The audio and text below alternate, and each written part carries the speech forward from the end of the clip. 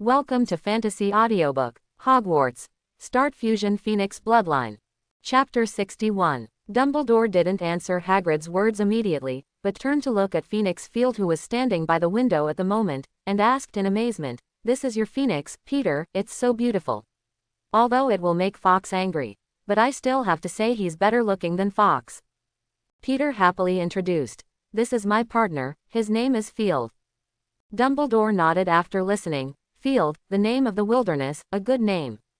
Then he said with a smile, "There has always been a saying in the Dumbledore family, as long as the Dumbledore family encounters difficulties, the Phoenix will appear. When I knew that you would summon the Phoenix, my first reaction was that you belong to the Dumbledore family. It was only after I learned about it later that I realized that it was not. But I am afraid that you will be constantly suspected of being a member of the Dumbledore family in the future." Of course Peter knew that he had nothing to do with the Dumbledore family, so he said calmly, "It's not true if it's fake. Let them guess, I'm not a real member of the Dumbledore family."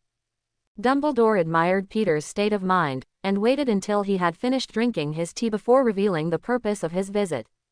He looked directly at Hagrid and said, "There was an accident at the school just now, and a fire broke out in Professor Keltburn's office, burning the contents to ashes. After a careful search, I found out that there are some eggs of fire-gray snakes there. Fortunately, his office was sealed with a layer of iron sheet by Filch early, so that the fire-ash snake inside did not escape. Only you, Hagrid, know where Celtic-born is, so please let him know so he doesn't put such dangerous things in school in the future. Minerva is angry now, please don't come back for now," said Dumbledore and laughed to himself. When Peter heard this, he was very speechless to the professor of the Protection of Magical Animals class. Although Hagrid later became the professor of this course, it also caused a lot of things. But it pales in comparison to Celtic-born. It was only then that he realized that although Dumbledore and Snape had been cleaned with magic, they still looked a little gray, obviously not clean. Professor Keltburn's tenure dates back to the time of Armando Dippet as headmaster. And this professor is most famous for having experienced at least 62 probation periods while teaching at the school. This professor is reckless and has a heartfelt love for magical animals, especially those dangerous creatures are his favorite. One of the most famous accidents was the Lucky Spring incident. At the time, Hogwarts hosted a pantomime performance of the Fountain of Good Luck, for which he provided a giant earthworm. As a result, the reckless professor used magic to make a fire-ash snake bigger. So the giant ash snake exploded right on stage, filling the auditorium with smoke and pieces of the set, and the ash snake laid a lot of giant eggs at the foot of the set, which eventually set the floor on fire.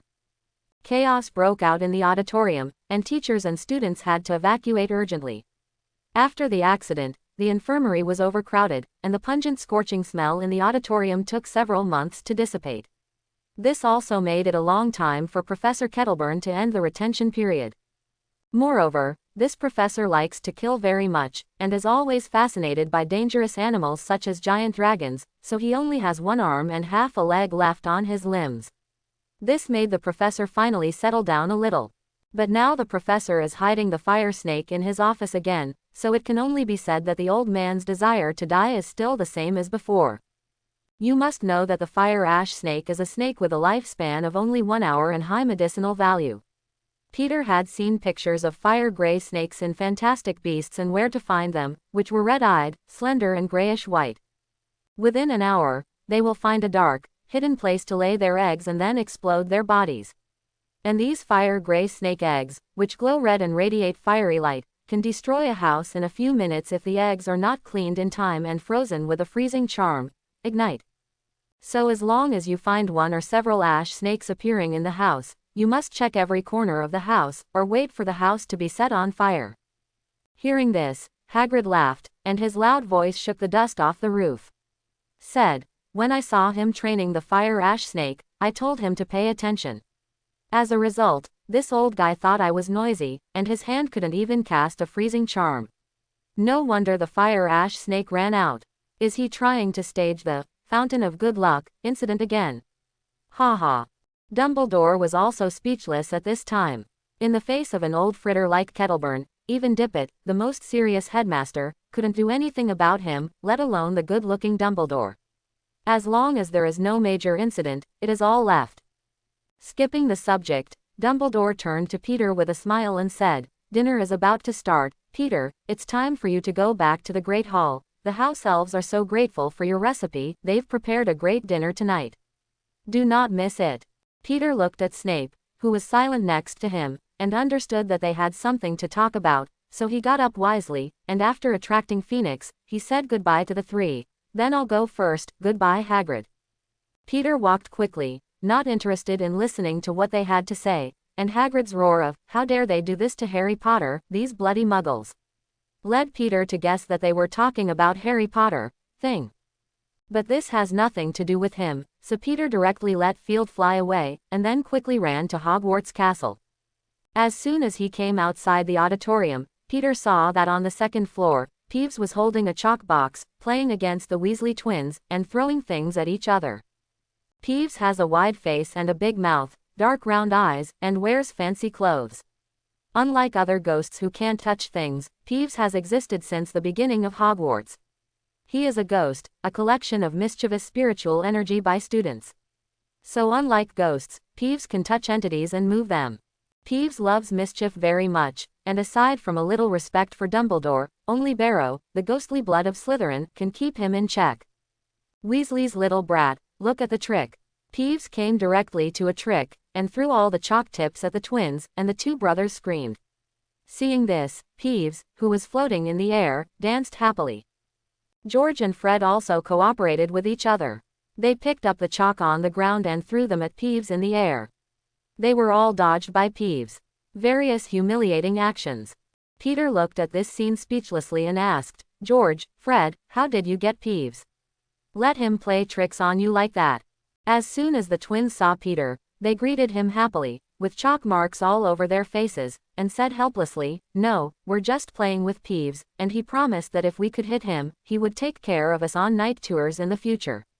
As cover, it's just that Peeves is too cunning, he can hide himself in the wall to avoid the attack, let us have nothing to do with him." Peeves, floating in the air, flashing his evil round eyes, said to Peter with great interest, "Slytherin kid, are you also going to play with me?" Peter doesn't want to provoke him. Peeves' existence is inexplicable. He is the collection of the emotions of all the students who have been oppressed for thousands of years. He is the most troublesome mischief, and the hopeless king of destruction. There have been many school administrators trying to get Peeves away, but in the end they didn't succeed. One of the most famous was in 1876, when the administrator Lancoros Kalpa carefully laid traps, using as bait various weapons that he thought Peeves could not resist, and then prepared a huge bell jar with various all sorts of staking spells, ready to cover Peeves when he gets to the trap. But Peeves not only escaped easily, he sprinkled broken glass in the hallway, and even avoided a trap consisting of several machetes, a crossbow, a shotgun and a small cannon. Peeves, for his own amusement, shoots the windows at will, putting everyone's lives in danger, and the castle is evacuated. The 3-day standoff ended with Headmistress Eupratia Moore agreeing to sign a contract that gave Peeves additional privileges. Perks include allowing Peeves to swim once a week in the boys' restroom on the ground floor, prioritizing stale bread from the kitchen, and a new hat that must have been made by the gracious lady of Paris.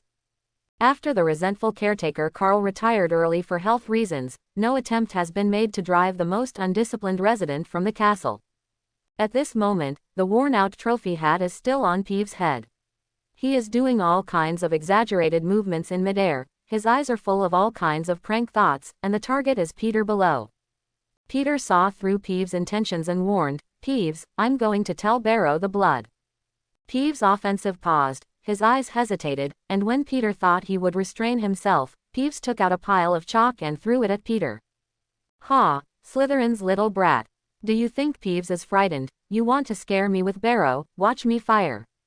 Peeves kept throwing chalk down, his pockets looked like after casting the space expansion charm, the chalk ends are always thrown away. Peter was already prepared, and the words, "armor and bodyguard," blocked all the chalk heads. But the Weasley twins on the other side were even worse. Peeves' chalk head was not accurate, and they were directly included in the attack range. When a circle hit, they were covered in chalk dust. Peeves was not reconciled, and took out a few pieces of moldy bread and threw it down at Peter, which was easily resisted by Peter's spell. Peter is not someone who can't fight back. With a wave of his wand, the chalk and old bread on the ground around him floated directly, and then accompanied by Peter's wadi wasi. All the floating things were like arrows fired, Peeves straight into the sky. Before Peeves could react, the overwhelming attack came immediately, leaving him nowhere to stop. Even the hat was hit by the head of the chalk, and a lot of chalk dust fell. Peeves shielded his hat in embarrassment for a while, then took advantage of the pause in the attack, made a rude gesture directly to Peter, and ran away through the wall. Cool. The Weasley twins watched in amazement as Peter drove Peeves away in a few seconds, giving him a thumbs up. Meow. Peter was about to say something when a skinny cat rushed out of the corner. Come on, it's Filch's cat. He's coming. The twins dragged Peter and hurried away. Peeves had made the place full of chalk and dust. If they didn't go, Filch caught him. He doesn't care whether it's Peeves or not. The Weasley twins didn't breathe a sigh of relief until they rushed into the auditorium, and Peter reluctantly tidied up the ruffled sleeves before saying, "We just need a clean spell to remove the dust and chalk. If the head is taken away, even if Filch comes here, there is no reason to punish us." The twins rolled his eyes at him and said in unison, "We're not you, we don't know this magic at all. And that's what Peeves did, why do you want us to do it? Besides, this old guy almost caught us several times, so it should be let him do more work and save him so much energy to chase people." Peter was speechless. It wasn't long before he went to school, and the twins were so misunderstood with Filch, "I'm afraid there will be some troubles in the future." In the evening, the teachers and students of the whole school enjoyed a very delicious Oriental food in the auditorium. Everyone was wondering if something big happened in the school, so they made such a sumptuous dinner. It wasn't until the big mouth Alan White showed others that it was Peter's masterpiece that everyone knew that tonight's food was a recipe specially provided by Peter York of Slytherin. Everyone was obsessed with it after the dinner, and said that if it will always be this kind of dinner from now on, it doesn't matter even if it's a fat ball. The twins even disregarded Slytherin's disgusting attitude, and came directly to Peter's side, put their arms around his shoulders, and said, "Peter, if you have any other dishes, please don't be stingy, donate them all. This Oriental food is really amazing. It's delicious. I feel like I have lived in vain for the first 11 years. Those things I ate before felt like pig food." Peter silently watched the twins play tricks, and then said helplessly, "I have given 3 thick cookbooks to the house elves in the back kitchen, which are Oriental, French, and Italian. Among them, there are only Oriental recipes. Hundreds of gourmet recipes, so you can eat them all in the future. Of course, the premise is that the school's funds can be supplied." Regarding funding, as twins born in the wizarding world, George patted Peter on the shoulder and said with a smile, "The question you asked makes me finally think that you are from the Muggle world." Looking at Peter's puzzled eyes, Fred explained, "Although magical transformation must follow Gamp's basic transformation law, it cannot turn other things into food, nor can it be turned into delicious food out of thin air. But it can make the original food bigger. Some." Seeing Peter's clear eyes, George continued, "Just like our family, my mother prepares food for 9 people every day. If I only rely on my father's salary, I can't support the whole family, but I can use magic. The serving of food has become larger and larger. This way, there will be no shortage of food." Although Peter has read a lot of books, he still has common sense about the magic world, which is all from the memory of his previous life, so he has only a limited understanding of it. But he didn't expect to be able to do this. Therefore, you only need to prepare a small portion of food in advance, and then use the expansion spell or copy spell to make it bigger and more numerous. This is also a disguised realization of creating something from nothing. Peter was very surprised and asked, "Can these transformed foods really fill the stomach? It was originally just a small piece of food. Shouldn't it provide the nutrients the human body needs?" The twins looked at him strangely. "Why can't we fill our stomachs? We grew up eating this kind of food. As for the nutritious things you said, it's Muggle things. We only need magic here." Quote. Peter felt that his thinking could not connect with them. His thinking was still stuck in scientific cognition, while the Weasley brothers were another kind of thinking cognition. In his cognition, using magic to copy an apple into a bunch of apples, after eating it, the digested nutrition is still only the amount of an apple. But he was obviously wrong. Magic did not follow this rule at all. which completely broke his cognition and gave him a new understanding of magic. Peter reacted immediately and asked the twins, "So, the food we eat at school on weekdays is changed like this?" The two nodded as a matter of course, otherwise where do you think you got so many students' food? And Hogwarts doesn't charge students money. But I heard that the school still has school administrators. Don't they give the school money every year? Where does the money go? Peter asked curiously. The twins shook their heads, they didn't know either. Alan White, who was on the side, interjected and said, "I know that Hogwarts has 12 school directors, and they send a sum of money to the school's account every year. This money is used to repair the castle and purchase teaching utensils, and salaries for professors. As for food, only a small percentage." Now Peter has figured it out. No wonder he found that the school provides so much food for the students every day. He originally thought that the school had huge funds, so he didn't care. He didn't expect that the one that seemed to cost the most was the most expensive one. No cost. Magic is amazing, Peter exclaimed. There are still many people in the world who have a problem with eating, and wizards are like people who are favored by heaven, and a magic can make them not starve to death. No wonder he never found a food store in Diagon Alley. After talking about this topic, Fred excitedly said to Peter, "Tomorrow is the Quidditch match between Gryffindor and Slytherin, are you ready to lose? It's a pity that we can't play yet, otherwise I'll definitely be able to play. Just get down on your opponent." Fred's loud voice caused the nearby Slytherin students to glare at him. He dared to come to their college and say that Slytherin would lose. This is a provocation.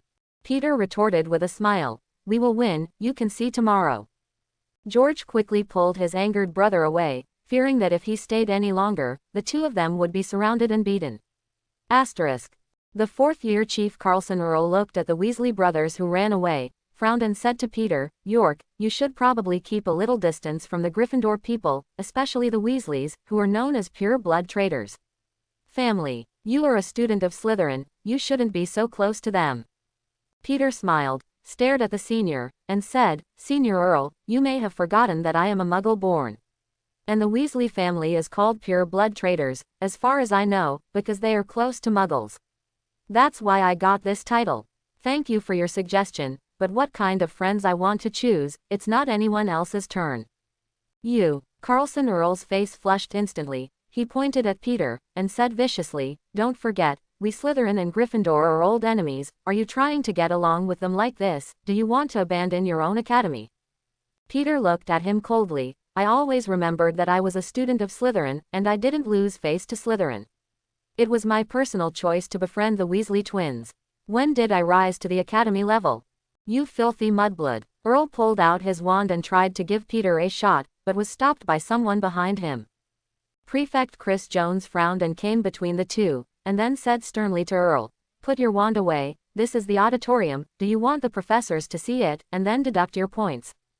Earl looked at the prefect's serious expression, put away his wand unwillingly, and said viciously, "Boy, you are lucky, remember it for me, the Sorting Hat was crazy to assign you to Slytherin, but I never recognize you as a member of our academy." Watching Earl leave, Peter calmly said to Prefect Chris Jones, "Senior Jones, I want to apply for a duel with Carlson Earl. I want you to preside over it." The surrounding Slytherin students were in an uproar, and then looked at Peter in disbelief. "You must know that Slytherin is different from other academies. It is a place where strength is the most important." Prefect Chris Jones looked at the immature-faced Peter solemnly and asked, "Are you sure? Know that Earl is 3 years older than you, he can't ask you to duel. But if you ask him to duel yourself, then no one can stop it. It's you who will suffer at that time." Earl looked at the first-year student in front of him fighting a duel, and laughed angrily. He came to Peter, looked down at him with his height advantage, and said, "Boy, are you sure you want to duel me?" Peter showed no signs of being oppressed.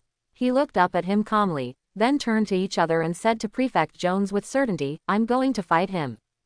Prefect Jones nodded helplessly, and then announced, "Then at 9 o'clock tonight in the Slytherin Common Room, you two will have a showdown."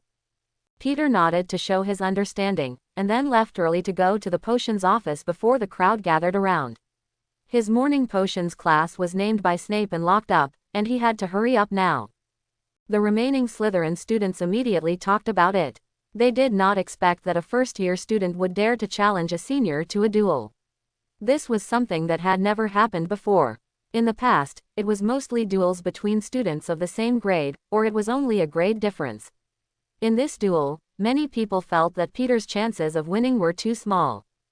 Earl, teach that mudblood a good lesson tonight. It's better to let him live in the infirmary as long as possible. 6th grade Derek and Thomas squeezed forward and said to Carlson Earl.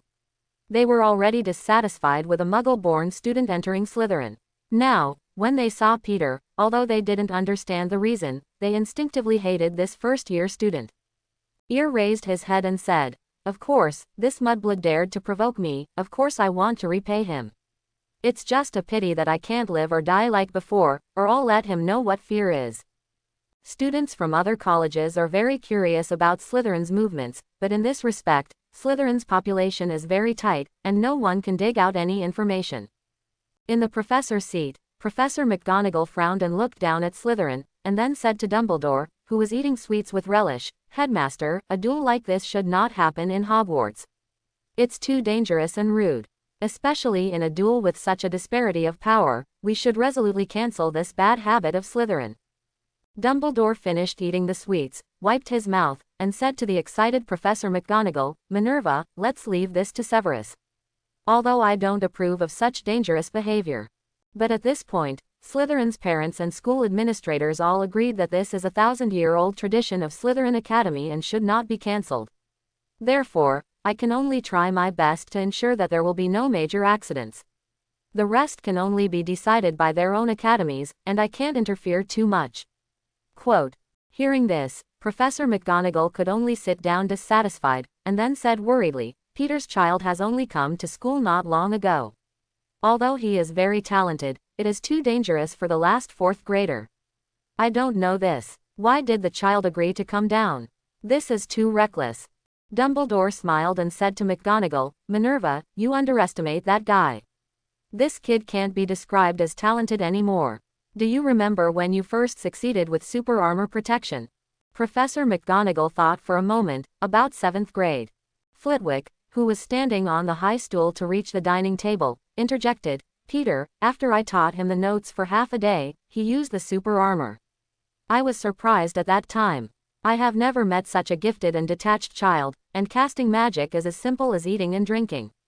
So I invited him into my spell club early in the morning. Tomorrow night is club party time. This child must be. It will be surprising."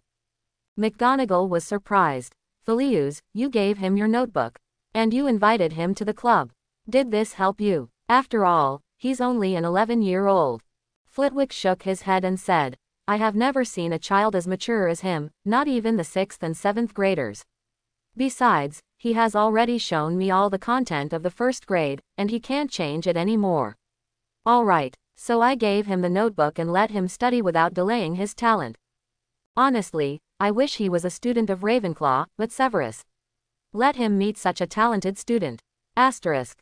In the potions office, Peter knocked on the door and went in, only to find that Snape had just finished boiling a pot of potions. Peter looked at the pale green liquid in the cauldron and asked curiously, "Professor, what kind of potion is this?" Snape removed the alcohol lamp, then used magic to summon a few glass bottles, handed them to Peter, and said with a blank face, "This is a bone potion, prepared for tomorrow's Quidditch match of the little monsters. You bring the potion, pack it up, don't spill it, or tomorrow's broken bones won't have any potions to drink." Peter hurriedly took the glass bottle and filled it with a spoon. Snape was idle and did not leave, but looked straight at Peter, who was working with his head down, and asked, "Are you going to duel with the 4th grade students? Don't you continue to hide?" "Ah." Peter looked up at Snape in surprise, wondering how quickly he knew about it. He just came out of the auditorium, and he didn't see anyone coming here faster than him. Seeing that Peter couldn't figure it out, Snape sneered and said, "Dumbledore cares about you very much. He just messaged me directly, asking me to pay attention to your duel. Don't get hurt in the duel." Hearing that it was Dumbledore, Peter had no doubts, continued to fill the potion, and said, "Maybe Dumbledore is not worried about me, since I dare to fight Earl. It shows that I have the confidence to defeat him. I am a Slytherin, Professor. You should know that Slytherin is the best at judging the situation and never puts himself in a dangerous position." Hearing Peter's words, Snape raised the corner of his mouth and snorted coldly, "Confident boy, I hope your duel later will be as you said." After filling the potion, Peter got up. "Professor, I'm done. What else do I need to do?" "Come on, take this opportunity to think about how to save your life in the duel," Snape said impatiently. Peter smiled. "Okay, Professor, I'll leave first." Then he was about to go out. Wait, a bottle of potion flew in front of Peter. "This is a healing potion, in order to prevent you from being carried into the infirmary and embarrassing Slytherin." Taking the medicine bottle, Peter showed a sincere smile on his face. "Thank you, Professor, I hope this bottle of medicine will not be used." With the potion, Peter left the office. He didn't go directly back to the Slytherin common room. It was only 7:30, and there was still more than an hour left. He didn't want to be surrounded by people so early, so he came to the library. He took out the notes of the charms class that Professor Flitwick gave him. Although he read half of the content, he didn't actually learn much. Especially high-level magic spells are still difficult for him. Being able to cast the super armor and body protection is not only due to some luck, but also because he knew the basic version of the armor and body protection early on, so he was able to learn this advanced spell in one step. In the notebook, some spells are common spells in textbooks, but the standard gestures and recitations in the book are different. Professor Flitwick's spells are all his improved spells. For example, the simplest levitating spell, the book only says that the gesture is, first wave and then shake, and then recite, Wingardium Leviosa, which can float objects. But after Professor Flitwick improved it, when waving his wand, he only needed to make a half circle to make heavier things float, and it also saved a third of the magic power. And there is a way to use the floating spell on yourself, so that you can float out of thin air. Although the flying speed is not fast, it is also a very useful skill. When Peter was immersed in the knowledge of magic spells in the library, the Slytherin common room was very lively, and duels were rare, especially when a first-year student took the initiative to challenge a senior, so everyone watched the excitement in the common room. Everyone is in the mood to watch the fun, especially some people. Although Peter has contributed several points to Slytherin in this month, he still cares about his non-pure blood status, even if he is a mixed blood can be. But Peter directly stated that his parents were Muggles, which broke the psychological boundaries of some students. They weren't aggressively trying to trouble Peter, but they weren't friendly either. Now they want to see how the only Muggle student in a century has the courage to challenge the senior students. The only people worried about Peter were Alan White and Peter's admirer Flora Shacklebolt, who were huddled together and discussing quietly. Flora said worriedly, "White, why don't you go out to find Peter quietly? Let him not come back first. Let him escape tonight. We are only first-year students. Even if we don't come to a duel, we will only be laughed at most. That's it. If it does come, it will be bad. I just heard what Earl and Derek said. They are going to use a family curse on Peter. It's abominable." Alan White shook his head. "I've lived with Peter for a while, and I know his character. Since he's taking the initiative to fight Earl, he'll never break his promise. We can only figure out how to make Peter you won't get hurt in a duel," Flora said anxiously. "But during the duel, no one is allowed to help. At that time, a barrier will be erected around the two to prevent others from participating." "No one is allowed." Alan pondered this sentence, then his eyes lit up and said excitedly, "I have a solution." Asterisk. Flora hurriedly asked, "What can I do?" Alan said confidently, "Have you forgotten that Peter has a phoenix? It's a super magical animal that can fight a giant dragon. And the magic band can't stop it. If Peter is in danger, the phoenix can help him block the attack." Flora relaxed a little after hearing this, but asked worriedly, "What if they ask not to use phoenix?" "The phoenix is Peter's pet, of course it is part of his strength. There is no reason to use it. If Earl has a way, he can also find a phoenix. If they are not allowed, we can take the opportunity to make Peter give up the duel. This is on our side, and we don't need to be ashamed." Alan patted his chest and thought of a way. Time passed little by little, and soon it was time for the duel, 2 or 3 minutes away from exactly 9 o'clock.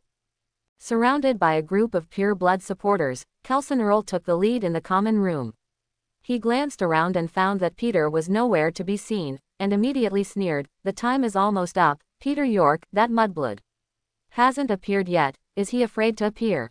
"Peter is not afraid. when the time comes, he will definitely appear. Flora stood up and retorted. Earl looked at Flora, who was speaking for Peter. His face darkened, and he said with a disappointed expression, Flora, you are the heir of the Shaker family, one of the 28 pure blood families. You speak for a mudblood like this. Aren't you afraid of embarrassing your family? Obviously we have different views on the shame of the family. Earl, Flora said arrogantly, and please call me Shacklebolt. I don't think our relationship is close enough that you can call me by my Christian name. Earl blushed. His family was just a small pure blood family, not the holy 28 pure blood family, so in the concept of pure blood, Flora Shaker was nobler than him. He ignored Flora directly, but looked at Alan White on the side, and asked, White, you and that mudblood are roommates, do you know where he went? It's going to be a duel now, he hasn't appeared yet, are you afraid to come to avoid the war? Alan suddenly sank his face and said in a cold voice, Don't ask me in such a tone. If you want to trace the origin of pure blood, our White family was pure blood 400 years ago. And I remember the magic world more than 100 years ago. It doesn't even have the last name Earl. Earl was speechless for a moment. The pure blood identity he should be proud of at ordinary times was insignificant among these pure bloods with a longer history than theirs.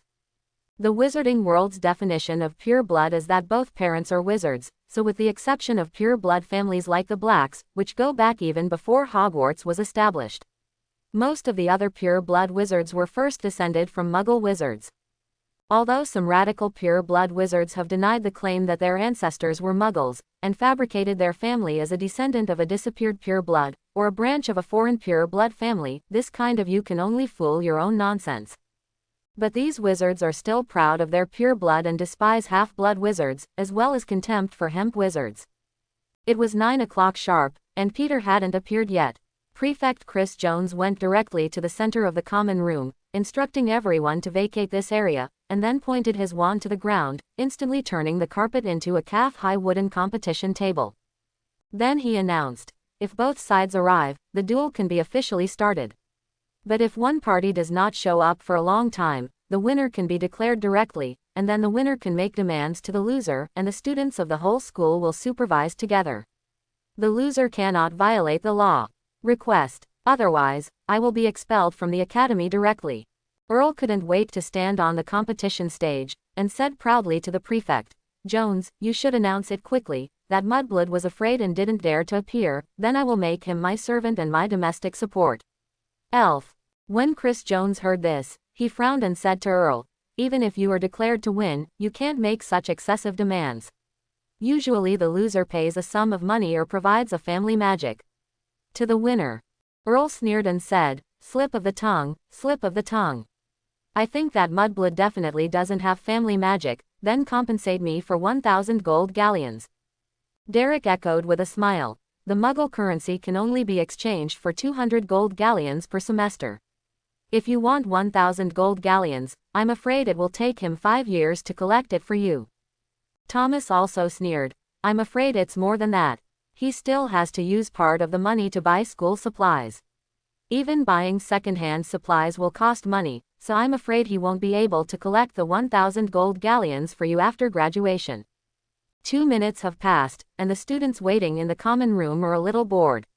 They feel that today is not a duel, and they start to talk about it, thinking that Peter should be hiding somewhere and not coming back. Prefect, you should announce the result, don't let everyone waste time waiting. Earl urged directly. Prefect Jones looked at the clock, frowned. Did he see this Peter York wrong before? He was really too scared to come. Immediately, he stepped directly to the stage, ready to announce the result. Suddenly, a flash of fire flashed on the competition stage. Amid the exclamations of the crowd, Peter's figure appeared directly on the stage. At this moment, he was grabbing Phoenix's feet and slowly falling to the ground. Asterisk. Peter let go of Phoenix Field and let him stand on his shoulders, then turned to Prefect Jones and said, sorry, I was fascinated by reading books in the library, only to realize that the time was over. So let my Phoenix directly send me here, so the duel shouldn't be abolished, right? Prefect Chris Jones was taken aback by Peter's astonishing appearance. After a while, he came back to his senses and hurriedly replied, not yet, you can continue the duel. At this moment, the people in the audience suddenly burst into a commotion. Everyone was shocked by this way of appearing, and looked at the phoenix on Peter's shoulder with admiration. Merlin's stinky socks. How could I have never met such a pet that can apparate with its owner? I really want a phoenix. A Slytherin 5th grader exclaimed in amazement, his eyes full of the phoenix. His roommate rolled his eyes at him and sneered, you think too beautifully. Currently, in the magical world, only Dumbledore and the boy in front of him have a phoenix. Your chance of encountering a phoenix is similar to the resurrection of Salazar Slytherin. And this is not the case with apparition. Hogwarts Castle has been banned, and it is impossible for apparition to succeed in the castle. So this phoenix is so powerful that it can ignore any ban and directly lead people to disappear instantly, which is much more powerful than apparition. Everyone was talking about Phoenix's abilities, and envy Peter's ability to own a phoenix, which was originally a Dumbledore standard.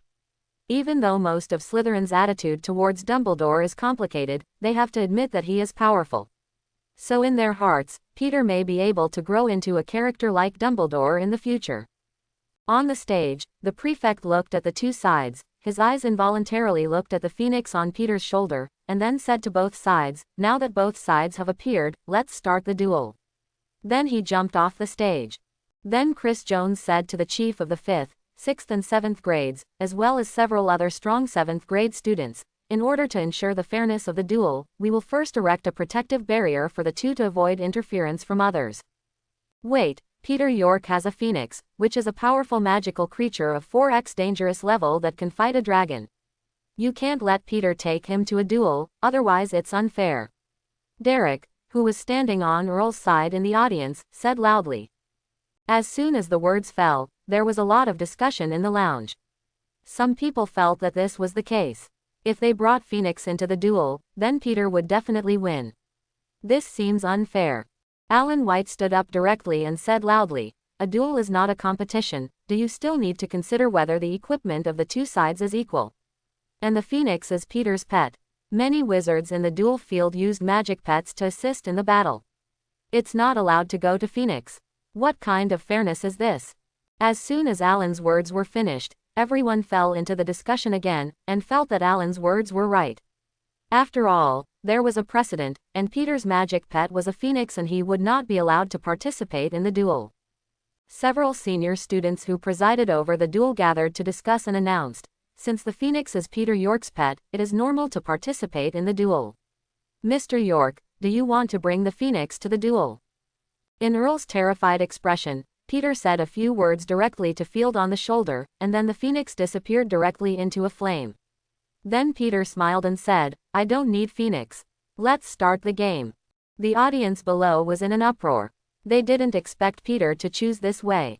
If they did, they would definitely not give up such a god as Phoenix. In particular, Alan White and Flora Shacklebolt, who were full of confidence, looked at Peter on the stage anxiously and worriedly, not understanding why he did this. But it's too late now.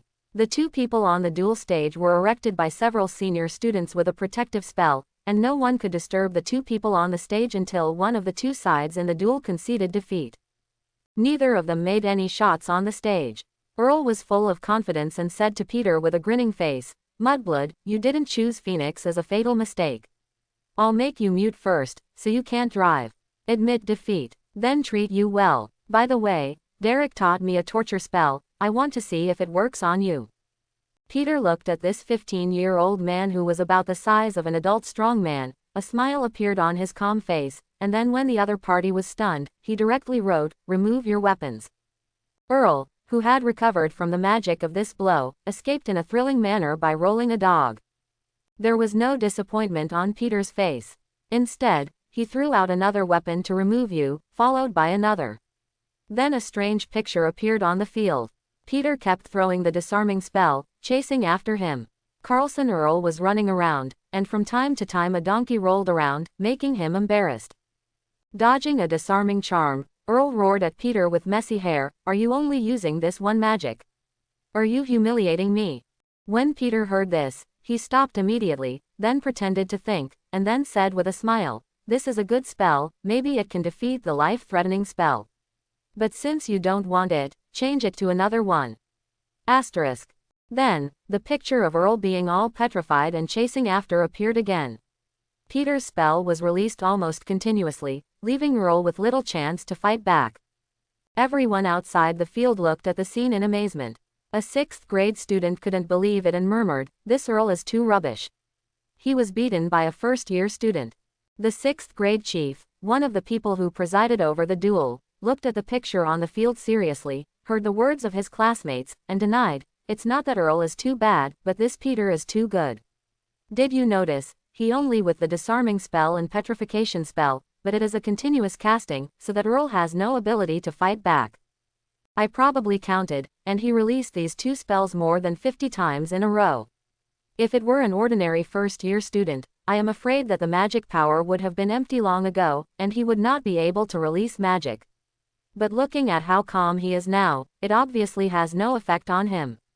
And he's teasing Earl right now, or the disarming and petrifying charms would have hit him long ago." Quote. Speaking of the 6th grade chief, he sighed and said, "What a talent. At the age of 11, he has so much magic power, and the speed of casting spells does not stop. If I had not come into contact with more magic knowledge than him, I would be ashamed. I think as long as there are no accidents, he must be able to become a character like Dumbledore. So we have to let go of our old ideas. If we can get along with him before he grows up, it will be good for us in the future." Quote.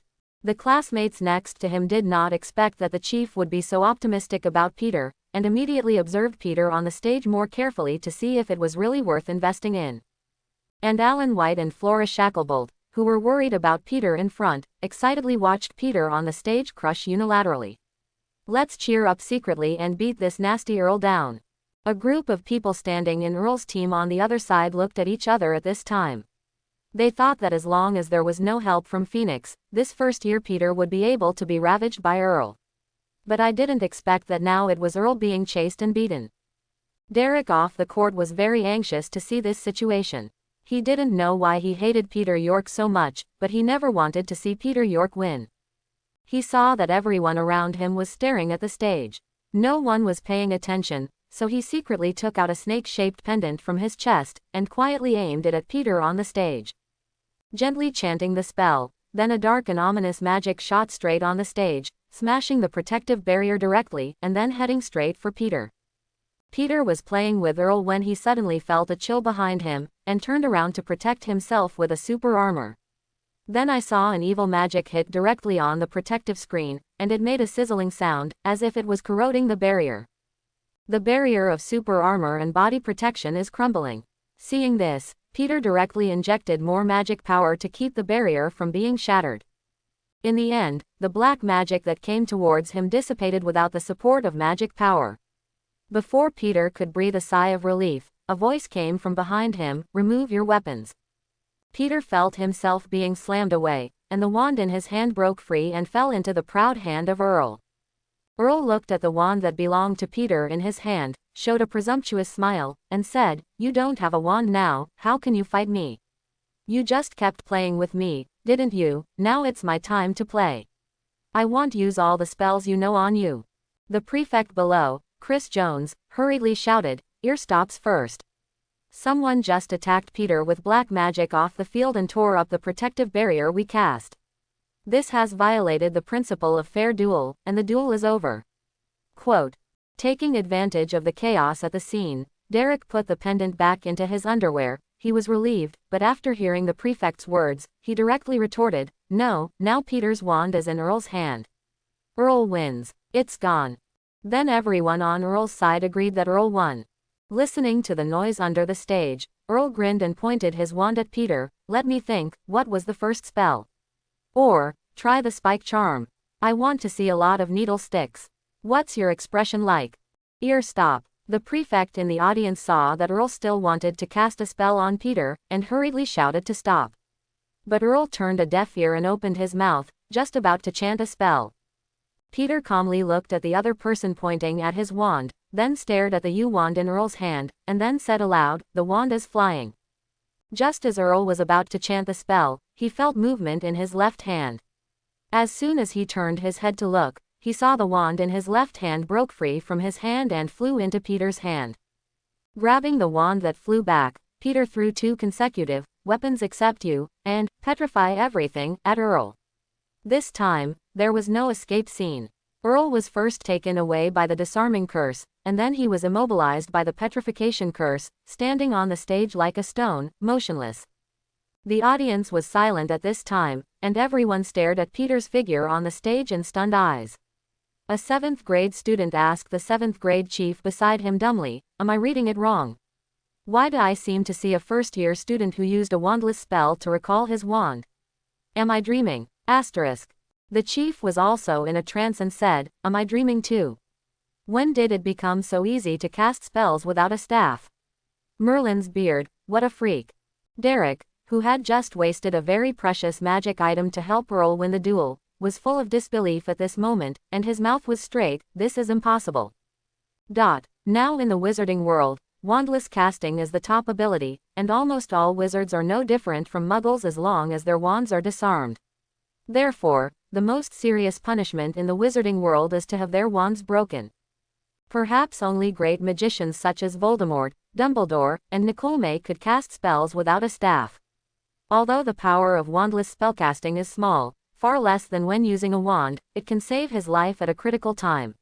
For example, when Peter was charged with his wand just now, when he casted a spell without a wand, he caught the opponent by surprise, and finally turned defeat into victory. So far-sighted wizards want this ability, but wandless magic requires hard work and a bit of luck in addition to talent.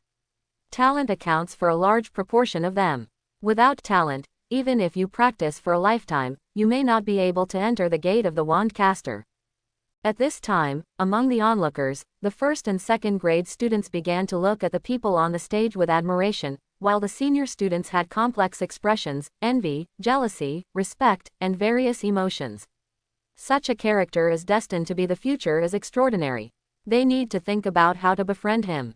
Among the extreme pure bloods in Earl's support group, some people began to fall into confusion. In the concept they have always accepted, pure blood is noble, more talented than muggle wizards, and powerful in magic. But now it has been broken by a muggle wizard, and they can no longer blindfold and say the opposite of the truth. And people like Derek are envious with deep hatred. In their cognition, such people who break the rules are aliens and should not exist. This will tarnish the pure-blooded sacred concept. Prefect Jones came back to his senses, still with shock in his eyes. He climbed the wooden platform, came to the middle, and then asked in comparison, "Can I remove Earl from the petrification curse?" In the past, he would have solved the spell directly, instead of asking the coercion first. Peter looked at Earl, who looked like a stone sculpture, and said to him with his wand, "Stop the spell." The petrified Earl didn't have the arrogant look he had before, but hurriedly ran to the side to pick up his wand, and then stood quietly waiting for the result. Although he was hit by the petrification curse, his mind was still clear and he knew the whole process, so he kept silent about Peter, whose strength far surpassed his own. The prefect looked at both sides, then announced, despite a surprise attack in the middle that left Peter York's wand disarmed, he was able to get his wand again and beat the other. "So we think this duel, Peter York wins. Does anyone disagree with that?" There was no objection off the court, and those who had a heart to object also died down. After all, this duel was plain and simple. Peter York always crushed his opponent. Even if there was a change in the middle, Peter did not lose, so no one can open their eyes and object. Even Earl on the stage bowed his head in silence, acquiescing to the result. Seeing this, the prefect declared again, "Then the duel is won by Peter York." Then he looked at Peter and asked, "Mr. York, what do you need to ask Earl?" "It can be money, but the money can't exceed 1,000 galleons. It can be an isolated pure blood magic book, but it can't exceed 5 taels. Ben, or some other requirements are fine, but not too much. Because this is only a duel within the academy, and the Ministry of Magic has abolished duels, so it is not good for both parties to make a big noise. In the past, in wizard duels, one party was killed, and then the property of the losing party belonged to the winner. But this situation can no longer happen in the duel now, so the winner can ask for some compensation from the losing party. Mr. York, what is your request?" Everyone looked at Peter, wanting to see his options. Peter thought about it carefully, and then said, "I want 5 copies of the Earl family magic books, but I need him to promise not to fool me with other magic books." The prefect was stunned for a moment. He thought that Peter would choose 1,000 gold galleons, or some other requirements, but he didn't expect to choose a magic book. Although magic books are precious, unless they are people who like to study, pure-blood wizards generally only use them as collectibles to show their family heritage. Some poor pure-blood wizards even sell magic books on the black market. So most pure-blood wizards don't take magic books very seriously. The prefect asked again. Mr. York, are you sure you want 5 magic books? Of course you don't have to worry about being deceived, all of us who participated in this duel know it. So unless the Earl family is willing to carry the reputation of the oath-bearer and be spurned by many pure-bloods, they will definitely bet about 3 complete handed over to your hands. When Peter heard this, he nodded happily. I need 5 magic books from their family. After all, knowledge is the ladder of human progress. 99. The prefect nodded, then looked at Earl on the other side. Mr. Earl, are you sure good that you can hand over the 5 magic books in your family's collection to Peter York? Earl nodded in surprise at this time. He thought he would lose 1,000 gold galleons. For the Earl family, whose family was not too wealthy, this sum of money was cutting meat. But the twists and turns, Peter actually chose the magic book that was the least valuable in his eyes and could only be used as a collection. This made him very fortunate, and even looked at Peter with kind eyes, and he directly assured that he would bring 5 orphans of magic books when he returned to school at Christmas. At this time, Peter's face suddenly showed joy, which made others think that he was happy for the 5 magic books, and they all thought that he should go to Ravenclaw.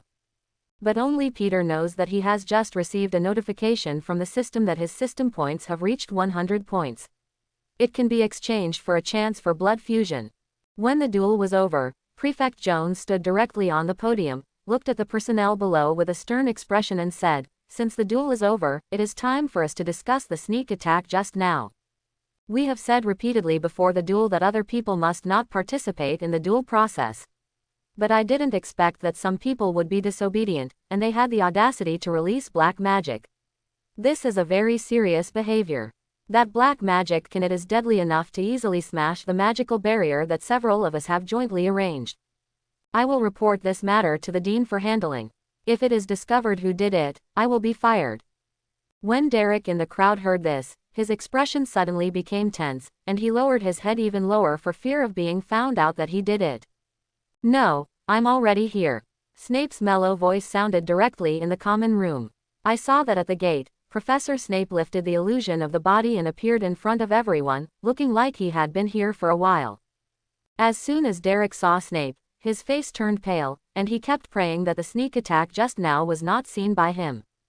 Under the awe-inspiring gazes of the crowd, Snape walked from the aisle formed by the students to the competition stage, waved his wand, and the wooden stage returned to a carpet.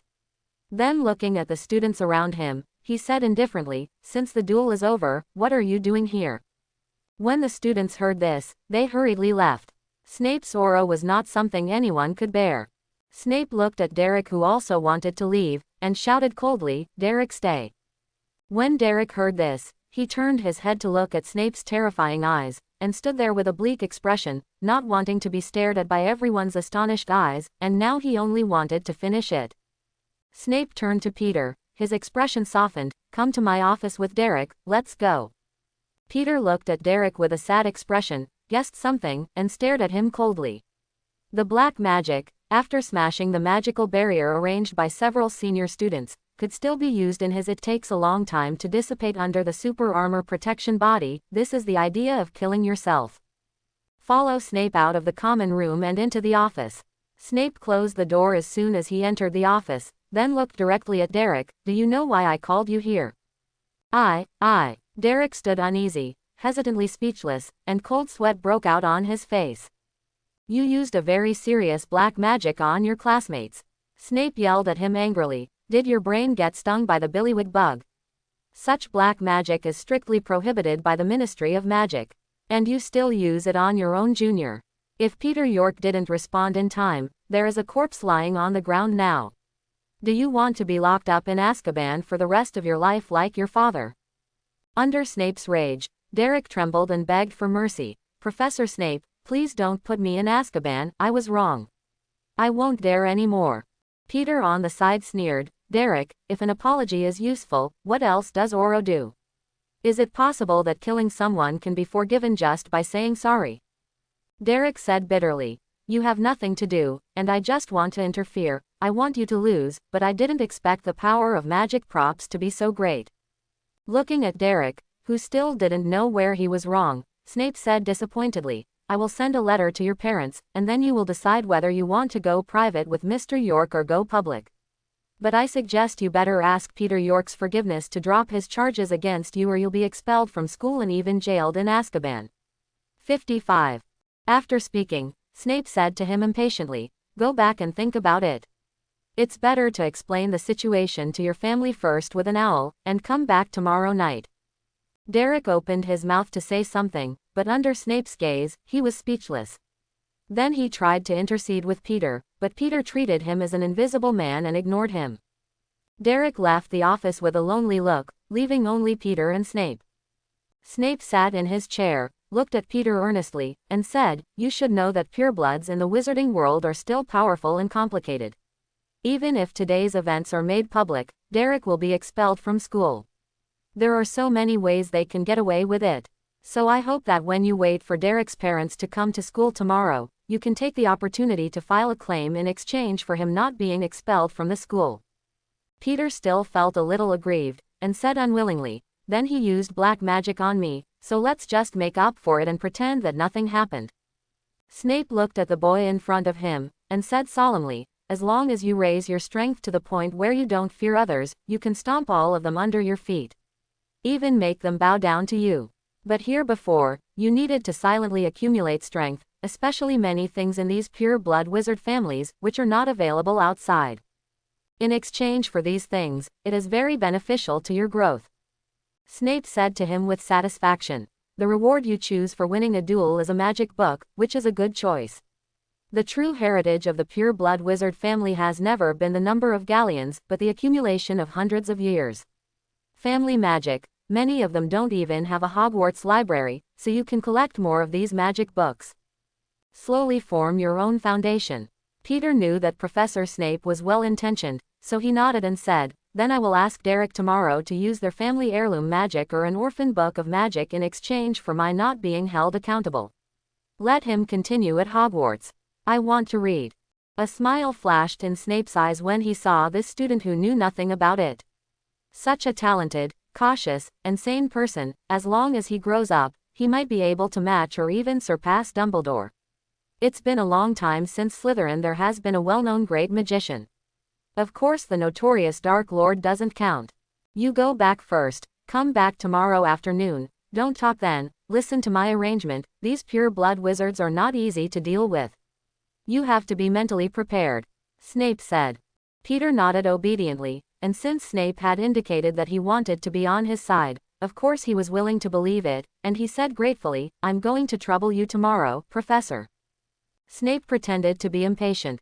Go back quickly, I don't want to see you running around the castle during curfew hours, if I catch you, you'll know the consequences. Peter agreed with a smile and left the office. In the office, Snape's calm expression suddenly turned cold and his eyes were empty. He said towards the fireplace, how long have you been here, Dumbledore? I remember this is my office. Chapter 71. Dumbledore appeared, now wearing a long purple robe, pajamas and a nightcap embroidered with silver stars on his head. He said with a disapproving expression, Severus, you shouldn't say these things to a child, too much pursuit of strength will make people easily lost, and he's just a child. Snape's eyes were blank, but his tone was calm. Dumbledore, I'm the headmaster of Slytherin. Now that Peter York has been sorted into Slytherin, it shows that he was born with Slytherin qualities. Your theory of love might be able to fool the Gryffindor, stupid lions, but it won't work in Slytherin. Dumbledore looked at Snape's resistance, sighed helplessly, and said, the former Voldemort was also very talented, and he used magic to trick other children without a teacher when he was still in school. Now this kid, Zero San, also has unparalleled talent. I just hope he can get on the right track and not go astray like Voldemort. Snape sneered. Dumbledore, in your heart, Slytherin can only be a bad guy. I never knew that Dumbledore, known as the greatest white wizard, saw Slytherin the same way. The office fell silent, and Dumbledore said leisurely, Harry will enter Hogwarts in less than 2 years. Voldemort only appeared in the Romanian forest not long ago, and I don't know when it will make a comeback. I don't want any changes. Severus, you may not know, Harry has the same green eyes as Lily. Okay, I won't take part in Peter York's business casually in the future. Snape showed a painful expression, and immediately activated occlumency. His eyes instantly turned blank and his face full of indifference. He turned to Dumbledore and said, I will abide by yours. Promise, take good care of the little brat from Potter's house, and wait for the opportunity to repay your sins. Seeing Snape's expression, Dumbledore's eyes flashed with guilt, and he said, I didn't mean that, Severus. Peter York is just as important, it's just that we need to be guided. I have observed this child, and his attitude towards the wizarding world has always been detached, and his sense of belonging is not strong. You have also heard what he said before. In the future of muggles and wizards, once such a gifted person, a wizard, on the opposite side of a wizard, would be 10 times more terrifying than Voldemort. So, we need to not only let him experience the magic of magic, but also deepen his connection with the magical world. Isn't he playing better with the Weasley brothers of Gryffindor and Mr. Diggory of Hufflepuff? It's a good thing. When he has more friends in the magic world in the future, these close feelings will bind him firmly in the magic world. Maybe he will fall in love with a certain girl, and then settle down in the magic world, or even become Hogwarts professor, or a staff member of the Ministry of Magic. Dumbledore said with clasped hands, longingly. Snape's empty eyes made waves. He looked at the kindly old man, and said coldly, Dumbledore, sometimes I think you are more terrible than the Dark Lord. Sometimes in choosing time, we always have to consider trade-offs, just for the greater good. Dumbledore sighed. Sometimes I even feel old enough and want to retire and take a good rest. But I can't always find it. When I find the right person, and Peter York, if I guide him well, I believe that I will soon be able to be on my own. And the burden on my shoulders will be much easier. Snape was surprised. I didn't expect you to have such high expectations for him. Shouldn't your successor be the savior of the Potter family? How did you choose a Slytherin? Dumbledore shook his head. I went to see Harry's kid. He is indeed a little more talented than the average little wizard, but not too outstanding. And he has suffered a lot with that prophecy. If possible, I hope he can live and study happily, instead of suffering again. Snape sneered, meaning Peter from Slytherin, should he bear such a burden? Dumbledore looked at Snape in surprise. Severus, you would never speak for a person like that. Do you want this child to inherit your mantle? Snape shook his head, and said with a look of disgust, this kid has talents in potions, charms, transfiguration, etc., but obviously he has a big heart. With his talent, he wants to learn everything well. But he forgot a person's energy is limited, and I won't treat him any special until he has not determined what course to choose as his future development direction. Dumbledore laughed. Filius gave Peter his notebook early on, and Minerva is watching. All 3 of you want to choose him, which is very rare. I'm curious about Peter's choice. Point 0. Peter didn't know about the conversation between Dumbledore and Snape, otherwise he would have punched old B's crooked nose again, thinking he was a useful pawn. As for the position of Dumbledore's successor, he should keep to the future savior. He is ambitious, but he is not interested in the magic world. His biggest goal is to pursue the ultimate in magic. At this time, his mind was full of points. His points are enough to exchange for a blood fusion opportunity, so he has to consider which magical animal to choose. First of all, the blood of birds and snakes is the easiest to obtain. As a fan of magical animals, Professor Kettleburn will not give up the opportunity to get close contact with Phoenix. At that time, he can take this opportunity to see the bird snake kept by Professor Kettleburn. He is very greedy for the ability of birds and snakes. This ability should not be underestimated. When facing the enemy, he can turn into a giant and suppress the enemy with overwhelming force. When he becomes small, he can hide in a very small space and avoid the enemy's tracking. This size Rui is one of the supernatural powers in myths. It is very prominent in attack and life-saving skills. Back in the dormitory, Alan saw Peter coming back and shouted, funny, our hero Peter is back. Welcome to bed. Do you need your servant Alan to change your clothes? Peter couldn't help crying and asked, what are you doing? Alan returned to normal, but still said with some excitement, celebrate your victory, of course. Come on, I see the butterbeer and honeydew candy you have hidden, hand them over. No class tomorrow, we will be tonight. Party all night long. You shocked everyone tonight. You were not in the dormitory just now, and many classmates have come to visit, especially those girls who are even more madly infatuated with you. A second-year girl almost put you into the underwear from the bathroom was stolen and was caught by Flora. Alan said with a teasing face. Peter was speechless for a moment. This Western girl is too precocious. They are only 11 or 12-year-olds, so they understand so much. When he was in the Muggle world, Peter also went to school to learn with children his age. But he was an adult, and with shame, after holding on for less than a week, he gave up completely and went directly to a tutor to study at home. And Aunt Christine felt very sorry for this. She thought that Peter should at least have a little girlfriend at school. This made Peter almost drop his jaw at the time. To actually push a 6 or 7-year-old child to fall in love. What kind of sturdy idea is this? And the wizarding world is no different. Hogwarts is not only a place for young wizards to study, almost 70% of wizards fall in love during their studies, and then get married and have children as soon as they graduate. It is the largest wizard in the wizarding world's dating agency. Hey, Peter, Alan leaned towards him with a grin, with an exaggerated expression, or you'll take Flora, you know she's been very worried about you today, and she's fighting Earl because of you. When a girl steals your underwear, she is very angry, like a furious lioness too coveted by her prey. It's very scary. I'm afraid she will cast a spell on that girl. Peter rolled his eyes at him. What the hell do you describe it? And I don't want to fall in love at such a young age. What kind of love does a little kid know? I thought pulling little hands and sharing lollipops was love. Alan pouted. Aren't you a little brat yourself? And don't think I don't know that falling in love means kissing and sleeping together. Peter got even more headaches, and waved directly, and the candy he bought at noon flew into his hands. He was then used to block Alan's mouth. Eat yours. Alan noticed Peter's casting action and said excitedly, Peter, did you just use wandless magic? How did you do it? Merlin, it's amazing. Those seniors were talking about you just now. What about wandless magic? They say it's very hard. Peter didn't feel anything at all. Although wandless magic did not require a wand, the mana consumption was more than twice that of a wand, and he had to concentrate even more. And a lot of lethal magic can't be cast directly with your hands, otherwise you will be the first to be injured. Seeing Alan's envious look, Peter explained. In fact, before entering school, many people used wandless magic consciously or unintentionally, but after having a wand, they gradually lost this ability. It's easier to cast, and it's more labor-saving and powerful. So no one wants to spend too much time practicing.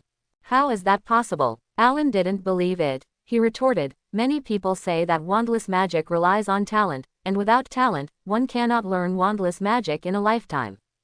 Peter shook his head and explained, talent does have a bonus, but it's not the deciding factor. Do you remember when you were a kid, when you were agitated, your magic would explode, and then everything in the house would float? Quote.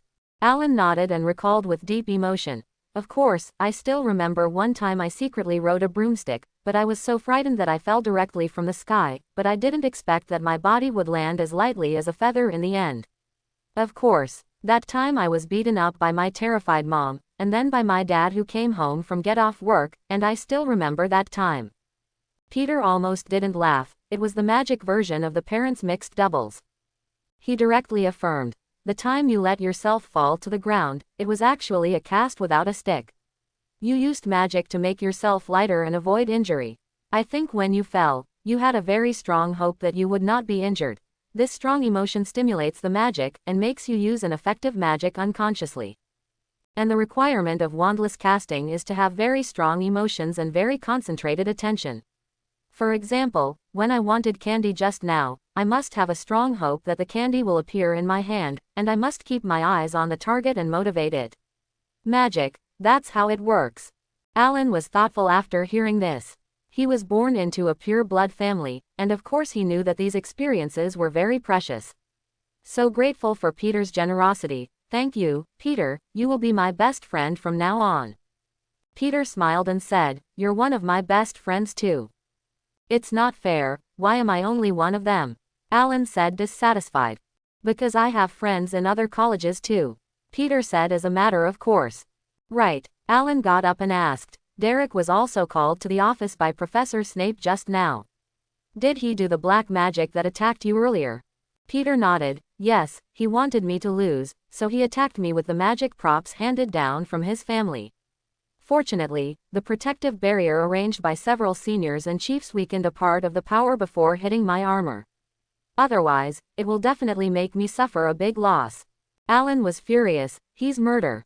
It's so despicable. He should be fired and sent to Azkaban to lock up. Peter said indifferently. The professor has informed Derek's parents to come to school tomorrow, and he suggested that it would be better for me to ask them for compensation, rather than publicize this matter. Because if his crime is disclosed, Derek will be at most being expelled from school because I didn't get hurt and Derek is a pure blood family, so the Ministry of Magic won't sentence him. When Alan heard it, he also agreed. It's true, although I don't want to say it, the Ministry of Magic has always been controlled by pure blood, and even the laws compiled, many loopholes are for the convenience of pure blood families to take advantage of loopholes without using them. Charged. From the establishment of the Ministry of Magic to the present, only one minister in was Muggle-born, but he was infected with a certain disease not long after taking office, and then resigned because of the disease. Alan whispered quietly in Peter's ear. It is said that the pure bloods were dissatisfied with the minister's Muggle origin, so they united to infect the poor minister, and he died not long after his resignation. Moreover, during the minister's tenure, the pure blood wizards in all departments they didn't listen to his words, and directly put him on the air, so they didn't have any political achievements. Alan took a peek at Peter's face and saw that he had no sign of anger, so he said, so, unless there are heavy casualties that can't be covered up, there are many ways for the purebloods to escape the Ministry of Magic's accusation. Listen to Professor Snape's words and use the school expulsion as a bargaining chip to get them to compensate. It's in your best interest. Peter patted him on the shoulder and said with a smile, thank you, Alan. You know the wizarding world better than I do, and I'll follow your advice this time. Then the conversation changed and he sneered, but before Derek graduates, I'll have a good time with him. Didn't he just hang up in front of him and blow the cool breeze all night? I think the top of the tower is a good place. Let him drink the cold wind at the top of the tower. Alan shuddered when he heard Peter's sneer, and silently mourned for Derek. Peter, who held such vengeance, made Alan feel for the first time that the Sorting Hat was the right school. On Saturday morning, the weather at Hogwarts turned cooler, especially in the Highlands somewhere in Scotland, so the wind was strong, and the cold westerly winds accompanied the rain, making it impossible to get out at all. Peter is one of those people who doesn't want to go out at all, and would love to stick himself to the bed with a permanent glue spell. Instead of being dragged out of bed by an excited Alan like he is now, to watch some Quidditch match of Rush. Wake up, Peter. This is the first Quidditch match. I've been looking forward to it for a long time. If it's too late, the good spots will be taken. Alan pulled Peter to watch Slytherin hurriedly run to the desk. Facing the cold wind, Peter reluctantly wrapped the scarf around his neck a few more times. He was fortunate to have added an extra sweater to himself before leaving the dormitory, otherwise he would freeze to death in this ghost weather. When they came to the auditorium, Flora Shaker in the front row in the distance saw the two of them, and she waved excitedly and shouted, Peter, Peter. Here, I have reserved a seat for you. Alan joked aside. Look at what is the charm of a handsome guy. As long as you exist, Peter, this little transparent like me has been cast a phantom charm, and I can't see it. Alas, people are more popular than dead people. Quote. Peter thumped him silently, and then pulled him directly over. Since someone found a good position for him, there was no reason to refuse. Then, under Flora's resentful expression, he inserted Alan directly between him and Flora, leaving Alan alone to sit in the middle position awkwardly, neither walking nor staying. But soon with the entry of the Quidditch players, Alan also forgot the strange atmosphere and said happily to Peter, in order to win the game with Gryffindor, Terence Warrington was like a madman, he kept training with the team. He also told everyone about a lot of tactics, and I heard that he almost drove the players crazy, and they even privately discussed giving the captain a sleeping charm so that he can calm down a little. Flora, who was on the far right, hurriedly interjected, because of the fight in the Quidditch tryout earlier, the Academy has deducted 500 points. So the prefect gave a death order, telling them to win the Quidditch Cup. Otherwise, just wait. Dean Snape's punishment and the entire semester of confinement. The Quidditch stands are very high, so the wind is strong and cold. Peter has wrapped himself in a sweater and scarf, and still feels the cold wind digging in. It's so cold, I don't want to watch a football game in this ghost weather. Peter complained loudly. Don't be silly, this is the first game in our academy. If we win, the Quidditch Cup will probably fall into our hands. Ravenclaw and Hufflepuff are nothing to be afraid of.